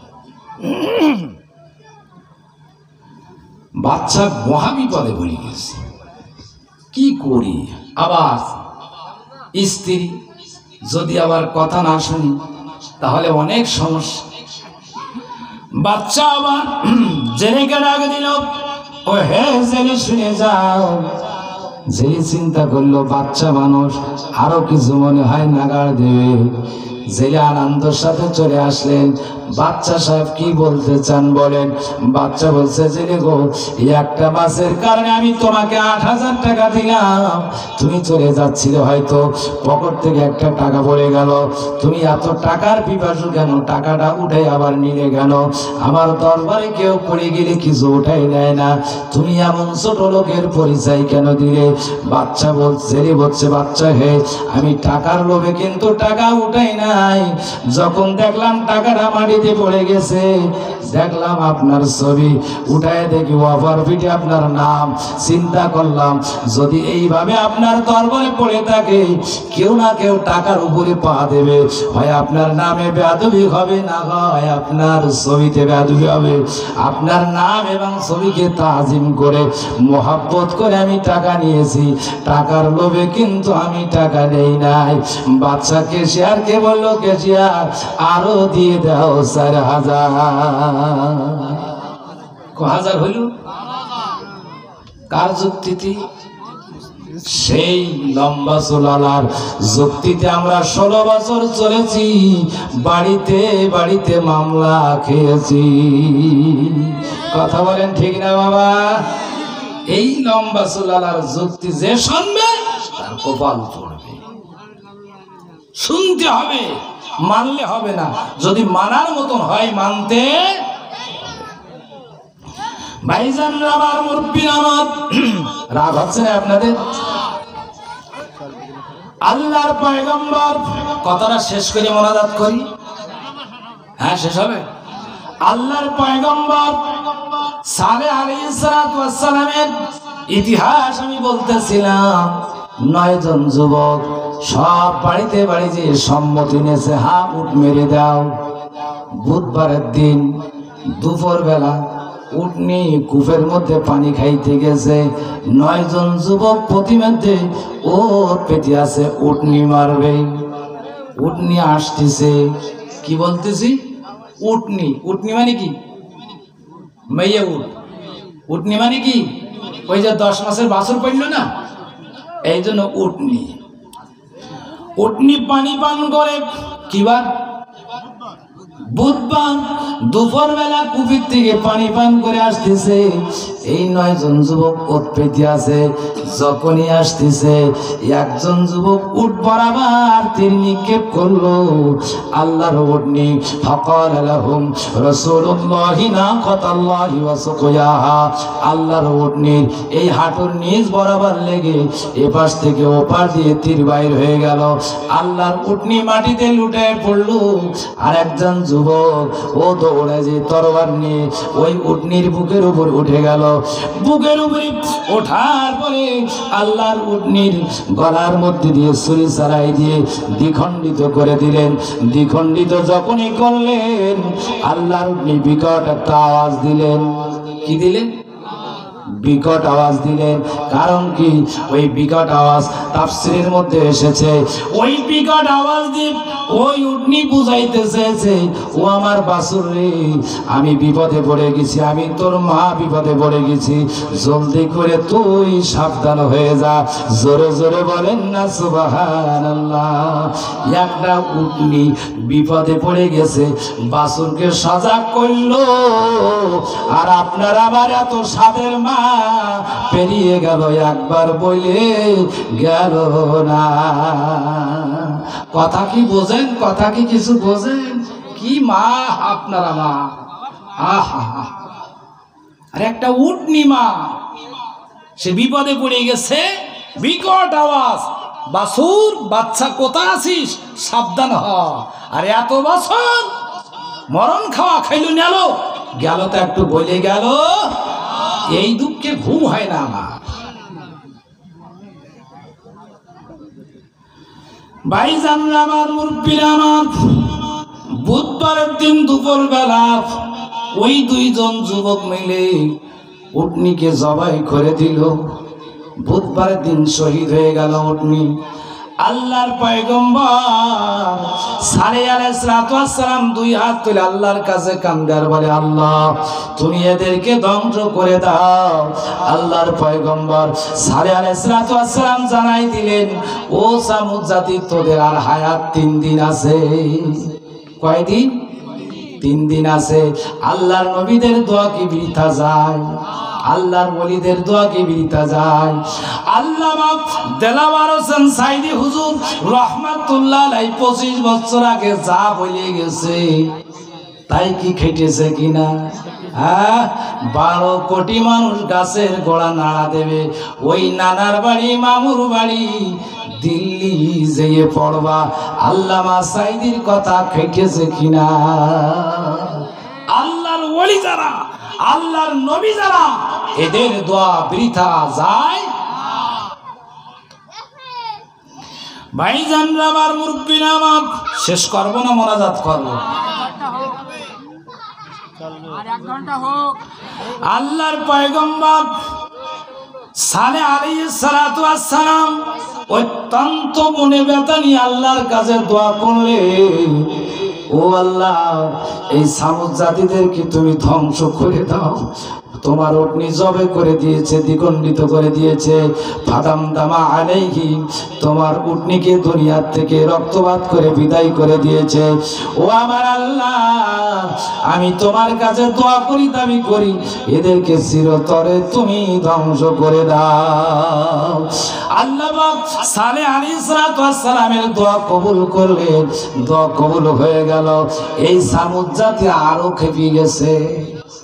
হ্যাঁ, আমাদের বিরুদ্ধে বদদুয়া। সন্ধ্যেবেলা 9 জন, কয়জন? ওই 9 জন যুবক সন্ধ্যাবেলা মাগরিবের পরে আল্লাহর পয়গম্বর সালেহ আলাইহিস সালামের বাড়িতে গেছে। আহা, আপনারা আমার দেশে দেখেন, এক শ্রেণীর মানুষ আরে বলা আমাদের বাড়ি গুড়িয়ে দিয়েছিল। কথা বলেন ঠিক না? আল্লাহর পয়গম্বর সালেহ আলাইহিস সালামের অপরাধ ছিল, দুনিয়ার মানব রচিত আইন বাদ দাও, আল্লাহর আইন মানো, আল্লাহর পথে চলো। আল্লাহ পাক আমাকে নবী হিসেবে দায়িত্ব দিয়েছে তোমাদেরকে এই পথে ডাকার জন্য। এই অপরাধের কারণে ওই 9 জন যুবক সন্ধ্যাবেলা আল্লাহর পয়গম্বর সালেহ আলাইহিস সালামের বাড়িতে গেছে মারার জন্য। জোরে জোরে বলেন নাউযুবিল্লাহ।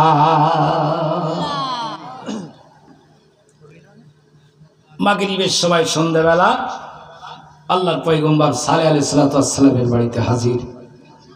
আল্লাহ সহ্য করতে পারলো না, আমার উটনি তোরা জবে করলি, দুনিয়ার থেকে বিদায় করে দিলি, আবার আমার সেই পয়গম্বরের বাড়িতে এসেছিস আমার পয়গম্বরকে হত্যা করার জন্য, এত বড় সাহস! আল্লাহ পাক সহ্য করতে পারলেন না, গায়েবী শক্তি দিয়ে পাথর বর্ষণ করে আল্লাহর পয়গম্বর সালেহ আলাইহিস সালামের ঘরের ভিতরে 9 জনকে দুনিয়া থেকে বিদায় করে দিলেন। জোরে জোরে বলেন না সুবহানাল্লাহ। আরে কিছু কিছু মানুষের মরণে আলহামদুলিল্লাহ সুবহানাল্লাহ বলতে হয়, আছে না? এমন কিছু হারামি মরে, তারপরে মানুষ আলহামদুলিল্লাহ বলে, এরকম হারামি আছে না? এরকম হারামি মরে না? আল্লাহর পয়গম্বর সালেহ আলাইহিস সালামকে হত্যা করার জন্য গেছে, আল্লাহ পাক পাথর গজব পেলে 9 জনকে জাগায় দুনিয়ার থেকে বিদায় করে দিলেন। জোরে জোরে বলেন আল্লাহু আকবার। ভাইজানরা আমার, মুরব্বিরা আমার, যখন 9 জন মরে গেছে, মৃত্যুবরণ করেছে, দুনিয়ার থেকে বিদায় হয়ে গেছে, সামুদ জাতি তখন সবাই একতা হয়ে গেছে। সালেহ আলাইহিস সালামের বংশধর সালেহ আলাইহিস সালামের বাড়িতে আমাদের 9 জনকে ধরে আটক করে এইভাবে হত্যা করেছে, আমরা এই হত্যার প্রতিশোধ নেব। আল্লাহর পয়গম্বর সালেহ আলাইহিস সালামের বংশধর যারা ছিল সকলেই একতা হয়ে গেল।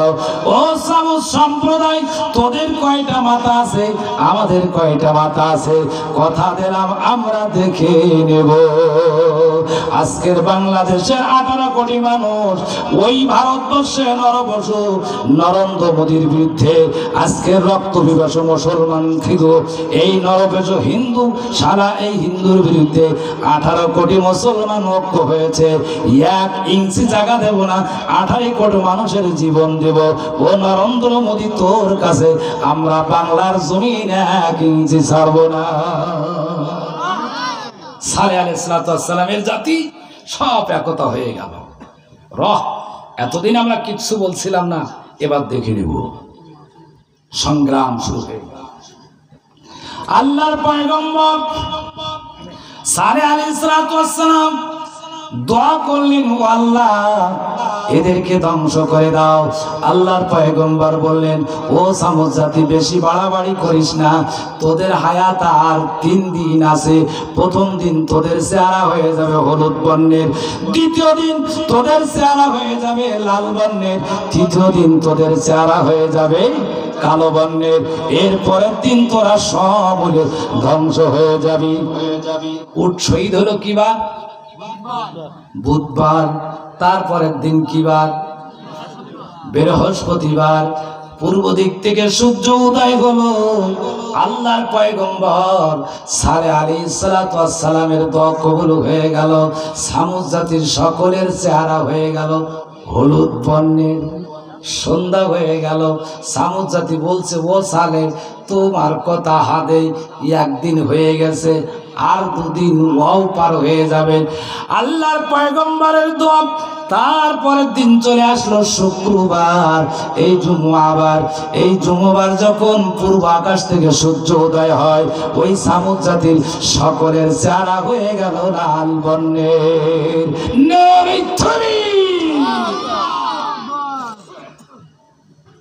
সন্ধ্যা হয়ে গেছে, সামুদ জাতি বলছে, ও সালেহ, তোমার কথা খাটবে না, 2 দিন বিদায়, আর 1 দিন ও এমনি যাবে। তারপরের দিন কি বার? সবাই শুনতেছেন? তারপরের দিন কি বার? শনিবার। পূর্ব আকাশ থেকে সূর্য উদয় হয়।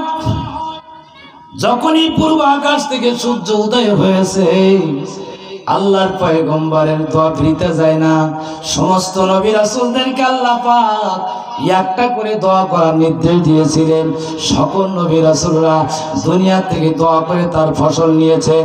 একজন নবী দোয়া করে ফসল নেন নাই, দোয়া করেন নাই, তিনি হলেন আপনার আমার নবী মুহাম্মদুর রাসূলুল্লাহ সাল্লাল্লাহু আলাইহি সাল্লাম। দোয়াটা বাকি রেখেছেন। হাসরের ময়দানে যখন গুনাহগার উম্মতি জাহান্নামে জাহান্নামের মধ্যে চলে যাবে।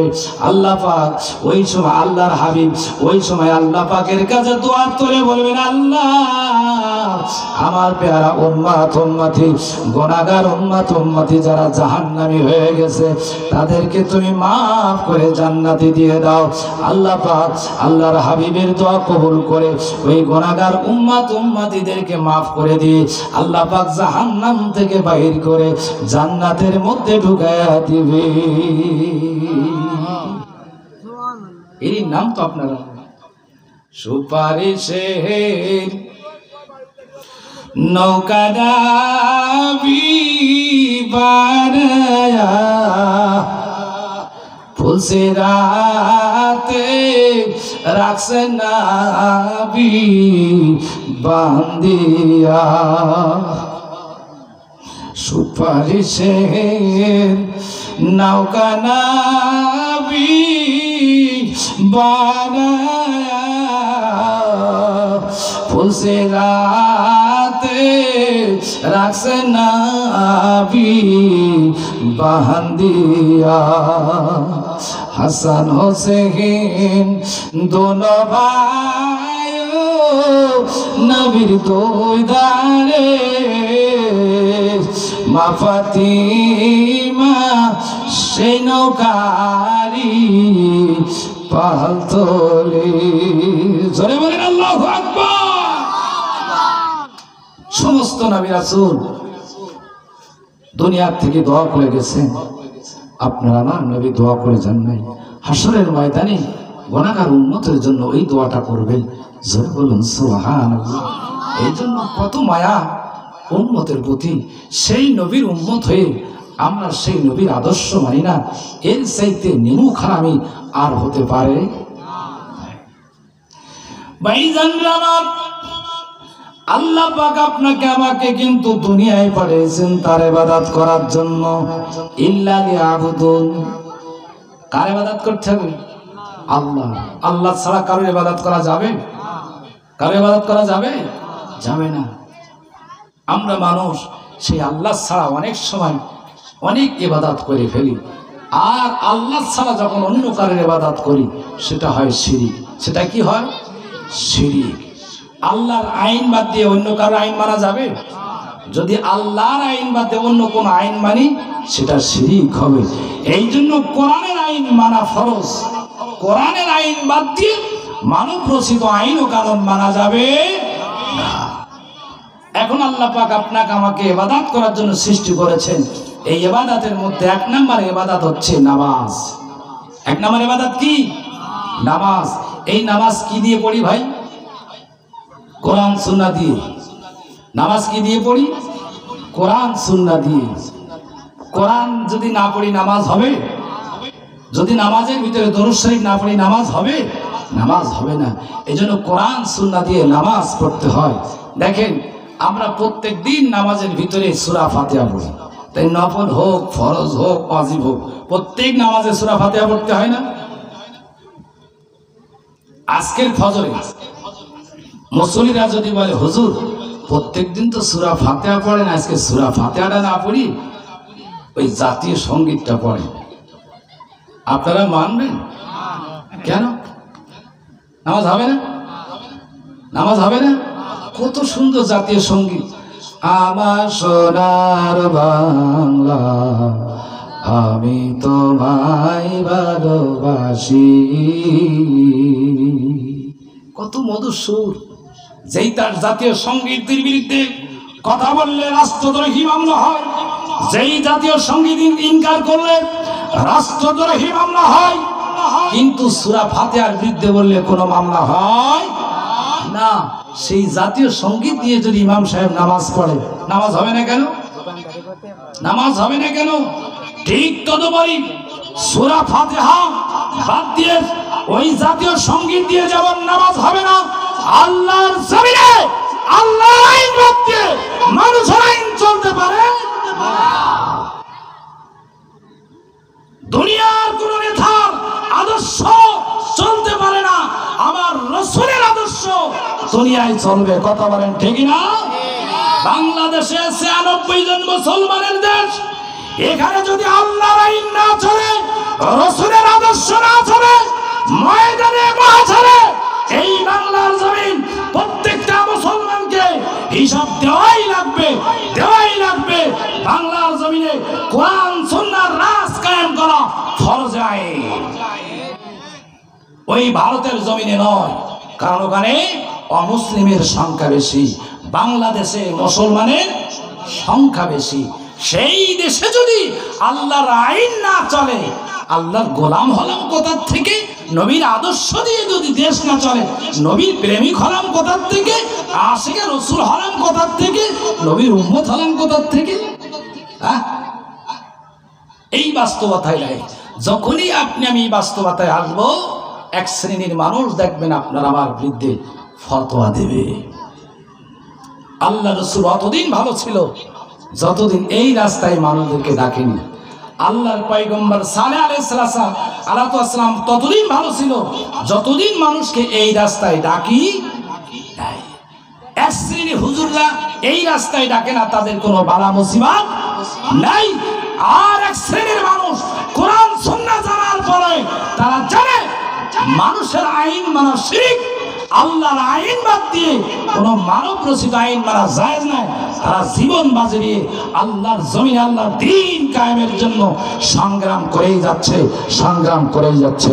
জোরে বলেন নারে তাকবীর।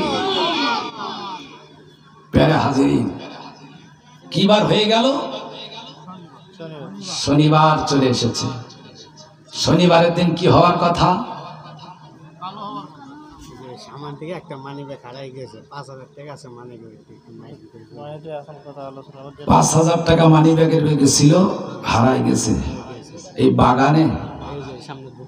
ও মানি ব্যাগে 5,000 টাকা ছিল, হারাই গেছে। যদি কোনো সহৃদয়বান পান একটু দেবেন।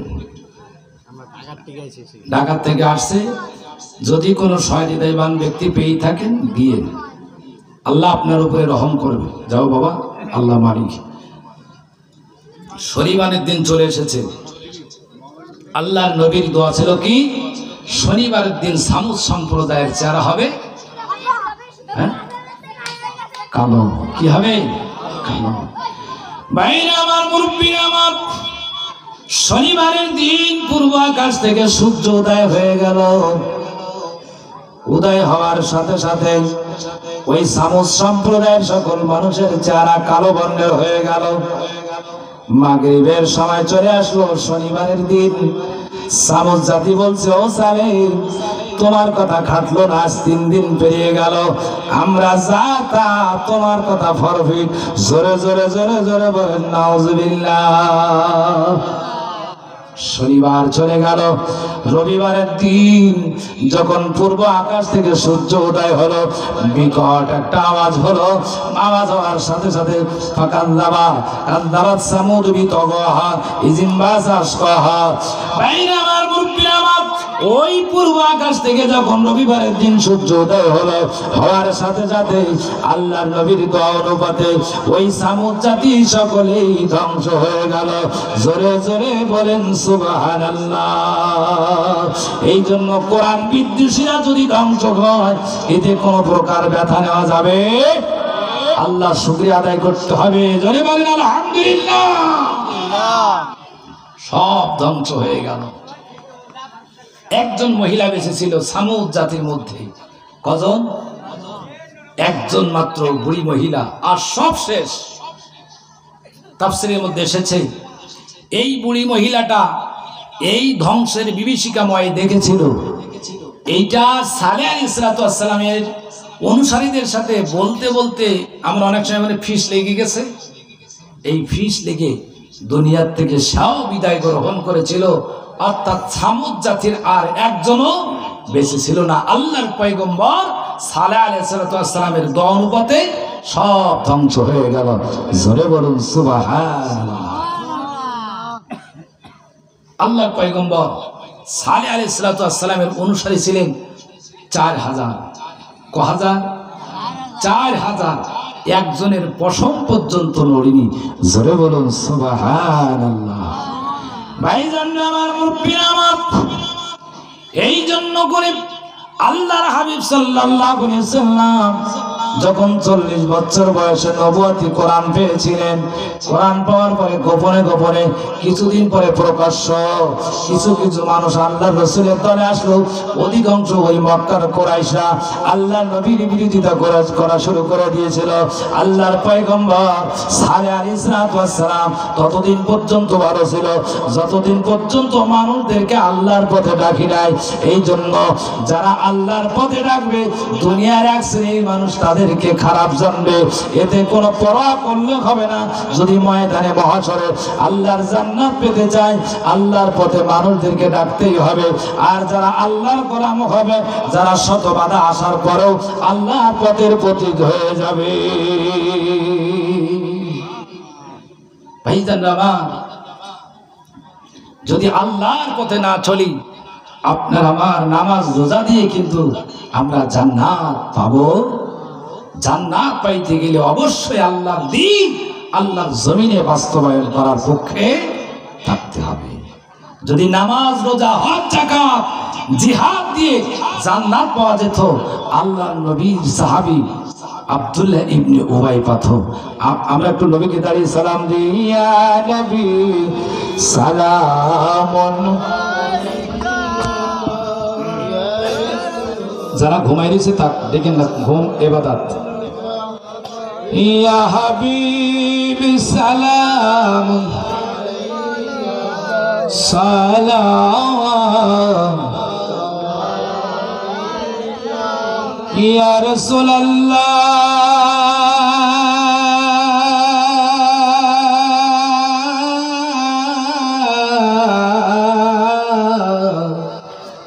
উঠল চাঁদ হৃদয় গগনে, ফুটল ফুল মনের বনে, হৃদয় আজ খুশিতে ভরপুর, ভরিও আল্লাহর সকাশে, ইয়া নবী সালামুন।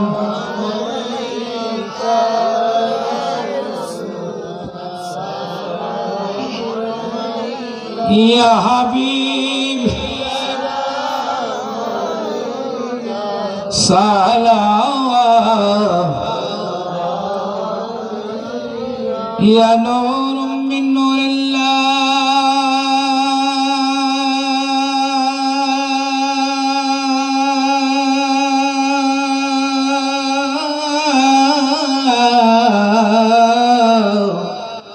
হিন্দাও আবু সুফিয়ান করিল ধ্বংসের অভিযান, সর্বাগে হে নবী মহান তাহাদের করিলেন মুক্তি দান, ইয়া নবী ইয়া রাসূল সালামুন, ইয়া হাবিব সালামুন আলাইকা সালাম, ইয়া হাবিব সালাম তোমারে, ভুলো না জানো গুনাহগার উম্মত রে, কঠিন বিপদের দিনে এই আরজ তোমার কদমে, ইয়া নবী ইয়া রাসূল সালামুন, ইয়া হাবিব সালামুন আলাইকা সালাম,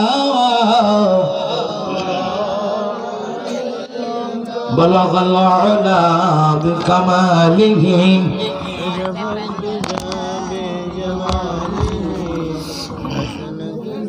চা পানি থই ঠান্ডা থেকে সমস্যা নেই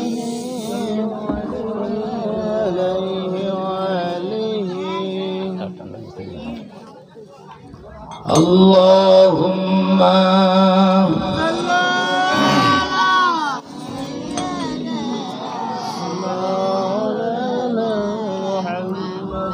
وعلى علي سيدنا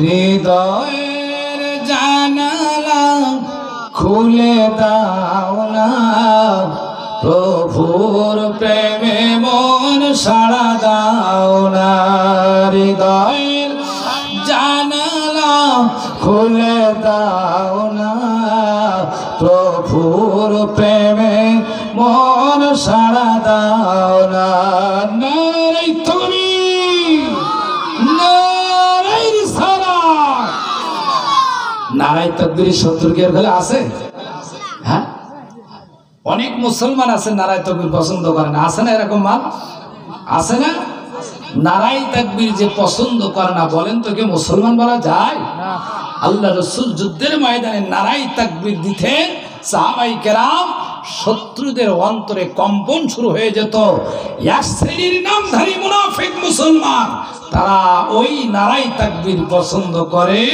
না নারাই তাকবীর জবান খুলে আল্লাহর সামনে তাকবীর জান্নাত আল্লাহ কবুল করুন জয় বলুন আমিন প্যারা হাজিরিন নামাজ রোজাই দিয়ে যদি জান্নাত পাওয়া যেত তাহলে আল্লাহর নবীর সাহাবী আব্দুল্লাহ ইবনে উবাই জাহান্নামী হতো না যে আব্দুল্লাহ ইবনে উবাই রাসূলের সাহাবী ছিলেন আল্লাহ রাসূলের পিছনে নামাজ পড়তেন যুদ্ধ করেছেন সাথে আল্লাহ রাসূলের সোজা সোজা বসে নামাজ আদায় করতেন আল্লাহ রাসূল একদিন বললেন ও ভাই ডাইনে বামে পিছে অনেক জায়গা থাকে তুমি আমার সোজা বসো কেন আব্দুল্লাহ ইবনে উবাই বলেন হুজুর আপনি যেদিন বলেছেন আপনার চেহারা মোবারক দেখলে গুনাহ মাফ হয় সেই দিন থেকে আমি সোজা বসি ডাইনেও যাই না বাঁয়েও যাই না যাতে করে আমার চেহারা উঁচু করলেই আপনার চেহারা মোবারক দেখতে পাই জোরে বলুন সুবহানাল্লাহ কি সুলক্ষণ এই সাহাবী আব্দুল্লাহ ইবনে উবাই মৃত্যুবরণ করলো মৃত্যুবরণ করার আগে ছেলেকে বলছে বাবা আল্লাহ রাসূলকে আমার মরণের সংবাদ দিবা আর বলবা বাবা দুইটা ওসিয়াত করছে আপনার ব্যবহার করা পরা পোশাক দিয়ে কাফন পরাইতে বলছে দ্বিতীয় নাম্বার আপনাকে জানাজা পড়াইতে বলছে আব্দুল্লাহ ইবনে উবাই যখন মৃত্যুবরণ করলো ছেলে আল্লাহ রাসূলের বাড়িতে চলে গেছে হুজুর আব্বাজান বড় আবদার করে গেছে ওসিয়াত করে গেছে আপনার পরা একটা জামা অথবা একটা পোশাক আব্বার কাফন পরাইতে বলছে আল্লাহ রাসূল খুশি হয়ে একটা ব্যবহার করা জামা দিয়ে দিলেন পোশাক দিয়ে দিলেন যাও তোমার বাবাকে কাফন পরাও হুজুর দ্বিতীয় নাম্বার আব্বার ওসিয়াত জানাজা আপনাকে পড়াইতে বলছে আল্লাহ রাসূল বললেন যাও আমি আসতেছি কাফন হয়ে গেছে জানাজা রেডি আল্লাহ রাসূল যাবেন ওমর রাদিয়াল্লাহু তাআলার পাশের থেকে বলছেন হুজুর ওই আব্দুল্লাহ ইবনে উবাইয়ের জানাজায়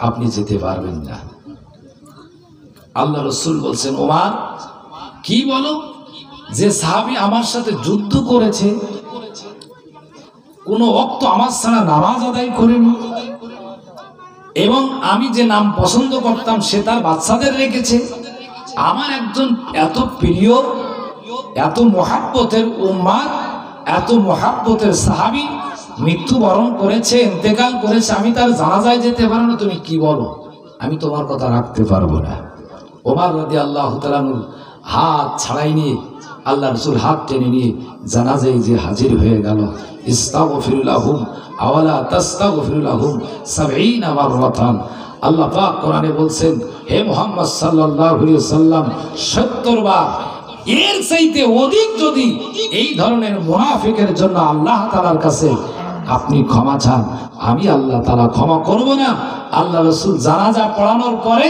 এই আয়াত নাজিল হলো মুহাম্মদ আমি আপনার ইজ্জত রাখলাম আগে আয়াত নাজিল করলাম না কারণ আপনি এসেছেন জানাজা পড়াবেন আমি যদি আয়াত নাজিল করি আপনি এই মুসলিদের সম্মুখে বিজিত হয়ে যাবেন। তো আপনাকে নিষেধ করে দিলাম 70 বার কেন, যদি 71 বারও এই ধরনের মুনাফিকের জানাজায় এসে এই সমস্ত মুনাফিকের জন্য আপনি আল্লাহর কাছে আমার কাছে ক্ষমা চান, আমি আপনার দোয়া কবুল করব না, ওদের ক্ষমাও করব না। আল্লাহ পাক 84 নম্বর আয়াতে জানাই দিয়েছেন, ওয়ালা তুসাল্লি আলা আহাদিন। আল্লাহ পাক বলছেন, হে মুহাম্মদ সাল্লাল্লাহু আলাইহি ওয়াসাল্লাম, শুধু জানাজা নয়, এই শ্রেণীর মানুষের জানাজা আপনি পড়বেন না, এমনকি এই শ্রেণীর মানুষের কবরও আপনি জিয়ারত করবেন। তাহলে আব্দুল্লাহ ইবনে উবাই এত বড় দামি সাহাবী, তারপরও জানাজায় যেও আল্লাহ পাক এই আয়াত নাযিল করলেন। আব্দুল্লাহ ইবনে উবাইয়ের অপরাধ ছিল আল্লাহর রাসূল কোরআন দিয়ে রাষ্ট্র পরিচালনা করুক, আব্দুল্লাহ ইবনে উবাই পছন্দ করত না। সব পছন্দ করত, মানত, কিন্তু আল্লাহর রাসূল রাষ্ট্রপ্রধান হোক, দেশ প্রধান হোক, কোরআনের আইন দিয়ে দেশ পরিচালনা করুক, আব্দুল্লাহ ইবনে এটাই পছন্দ করত না। প্যারে হাজরিন, কত মুসলমানের বাচ্চা আছি আমরা, কোরআনের কত আয়াত অস্বীকার করি, ইনকার করি। এই ইনকার অস্বীকারের দ্বারা আপনার আমার কিন্তু জাহান্নাম ওয়াজিব হয়ে যাচ্ছে, জান্নাত হারাম হয়ে যাচ্ছে। এই জন্য আল্লাহর দ্বীন, আল্লাহর জমিনে আল্লাহর দ্বীন কায়েমের জন্য অবশ্যই প্রত্যেকটা মুসলমানকে মর্দে মুজাহিদের মতো এগিয়ে আসতে হবে। রাজি আছেন সবাই? এই আল্লাহর ওলির দেশ, আলেম ওলামার দেশ, পীর মাশায়েখদের দেশ, এই দেশে আগামীতেই আল্লাহ পাক যেন কোরআনের রাজ কায়েম করে দেয়। আমরা সকলে বলি আল্লাহুম্মা আমিন। ভাইজান আমার, মুরব্বিরা আমার, আল্লাহর নবীর বয়স 49 বছর হয়ে গেছে। এই বয়সটাকে, আল্লাহর নবীর বয়সটাকে, 49 বছরটাকে বেদনার বছর বলা হয়, কারণ 49 বছর বয়সে খাদিজাতুল কুবরা রাদিয়াল্লাহু তাআলা এবং রাসূলের চাচা আবু তালেব দুনিয়া থেকে বিদায় গ্রহণ করেছিলেন। এই জন্য আল্লাহর নবীর জন্য এই বছরটা ছিল অত্যন্ত বেদনার বছর। আল্লাহর নবী 63 বছর বয়সে পৌঁছে গেলেন। অন্তিম সময় দুনিয়া থেকে দুনিয়াবাসীকে এতিম করে চলে যাবে। এই সময় আল্লাহর নবী সাহাবায়ে কেরামদেরকে উদ্দেশ্য করে বললেন, ও আমার সাহাবায়ে কেরাম, আমি হয়তো অল্প সময়ের মধ্যে আল্লাহর ডাকে মেহমান হয়ে চলে যাব, তবে আমি একটা আবেদন করতে চাই। আমি কারোর কাছে কোনো ঋণী আছি, যদি কেউ আমার কাছে কিছু পেয়ে থাকে আমি ঋণ পরিশোধ করে যেতে চাই, আপনারা আমাকে একটু ঋণ মুক্ত করে দুনিয়া থেকে যেতে দিবেন। আল্লাহর নবীর সাহাবী সাদ বিন আবি ওয়াক্কাস রাদিয়াল্লাহু তাআলা হাত উঁচু করলেন, দাঁড়িয়ে গেলেন, ইয়া রাসূলুল্লাহ, ইয়া হাবিবাল্লাহ, আপনি আমার কাছে ঋণী। কথা কি বুঝতেছেন? আল্লাহ রাসূল দুনিয়া থেকে বিদায় হয়ে যাবে, দাঁড়িয়ে গেলেন, ইয়া রাসূলুল্লাহ, আপনি আমার কাছে ঋণী, আমি আপনার কাছে পাওনাদার। আল্লাহ নবী বলেন, ও সাদ বিন আবি ওয়াক্কাস, আপনি আমার প্রকৃত মহব্বতের মানুষ, বন্ধু, জলদি করে ঋণটা শোধ করে নিন। আল্লাহর নবী আমার বলেন, ও সাদ বিন আবি ওয়াক্কাস, ঋণটা কি? সাদ বিন আবি ওয়াক্কাস বলে, ইয়া রাসূলুল্লাহ, ইয়া হাবিবাল্লাহ, টাকা পয়সা নয়, যুদ্ধের ময়দানে আমি আপনার সাথে ছিলাম, আপনি যুদ্ধের ময়দানে চাবুক উটের পিঠে মারেছিলেন, ওই চাবুকটা উটের পিঠে না লেগে আমি সাদ বিন আবি ওয়াক্কাস আমার পিঠে লেগেছিল, যা অত্যন্ত ব্যথা পেয়েছিলাম, যা এখনো পর্যন্ত মনে রয়েছে। কিন্তু বেয়াদবি হবে, আপনি কষ্ট নেবেন, আমার উপরে নারাজ হবেন, এই জন্য করে আমি আপনাকে বলি নাই। ইয়া রাসূলুল্লাহ, সেই ব্যথা, চাবুকের ব্যথা এখনো পর্যন্ত আমার মনের মধ্যে জাগে। আল্লাহর নবী দুই চোখ দিয়ে পানি দরদর করে পড়তেছে। ও সাদ বিন আবি ওয়াক্কাস, আর দেরি করিয়েন না, জলদি করে চাবুক এনে আমার পিঠে চাবুক মেরে জলদি করে ঋণটা শোধ করে নেন। সাদ বিন আবি ওয়াক্কাস বাড়িতে সরে গেছে চাবুক আনার জন্য। উপস্থিত আবু বকর, ওমর, ওসমান সহ যত সাহাবায়ে কেরাম ছিলেন সকলে কান্নায় ভেঙে পড়লেন। আল্লাহ রাসূল হয়তো অল্পক্ষণের মধ্যে দুনিয়া থেকে বিদায় হয়ে যাবে।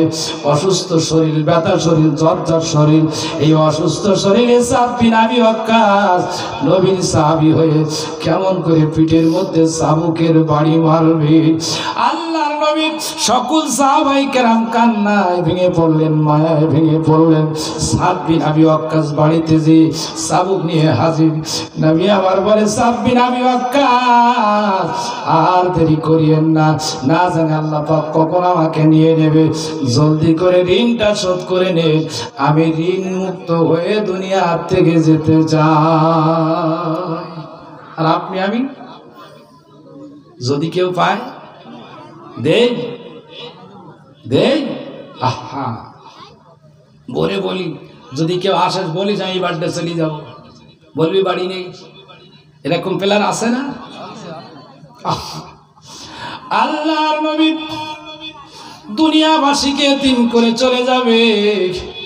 ও সাদ বিন আবি ওয়াক্কাস আর দেরি করিয়েন না, কোন মুহূর্তে আমি আল্লাহর মেহমান হয়ে চলে যাব, জলদি করে ঋণটা শোধ করে নেন, কারণ আল্লাহ সব মাফ করবে, ঋণ আর হক ফাঁকি দেওয়া মাফ করবে না।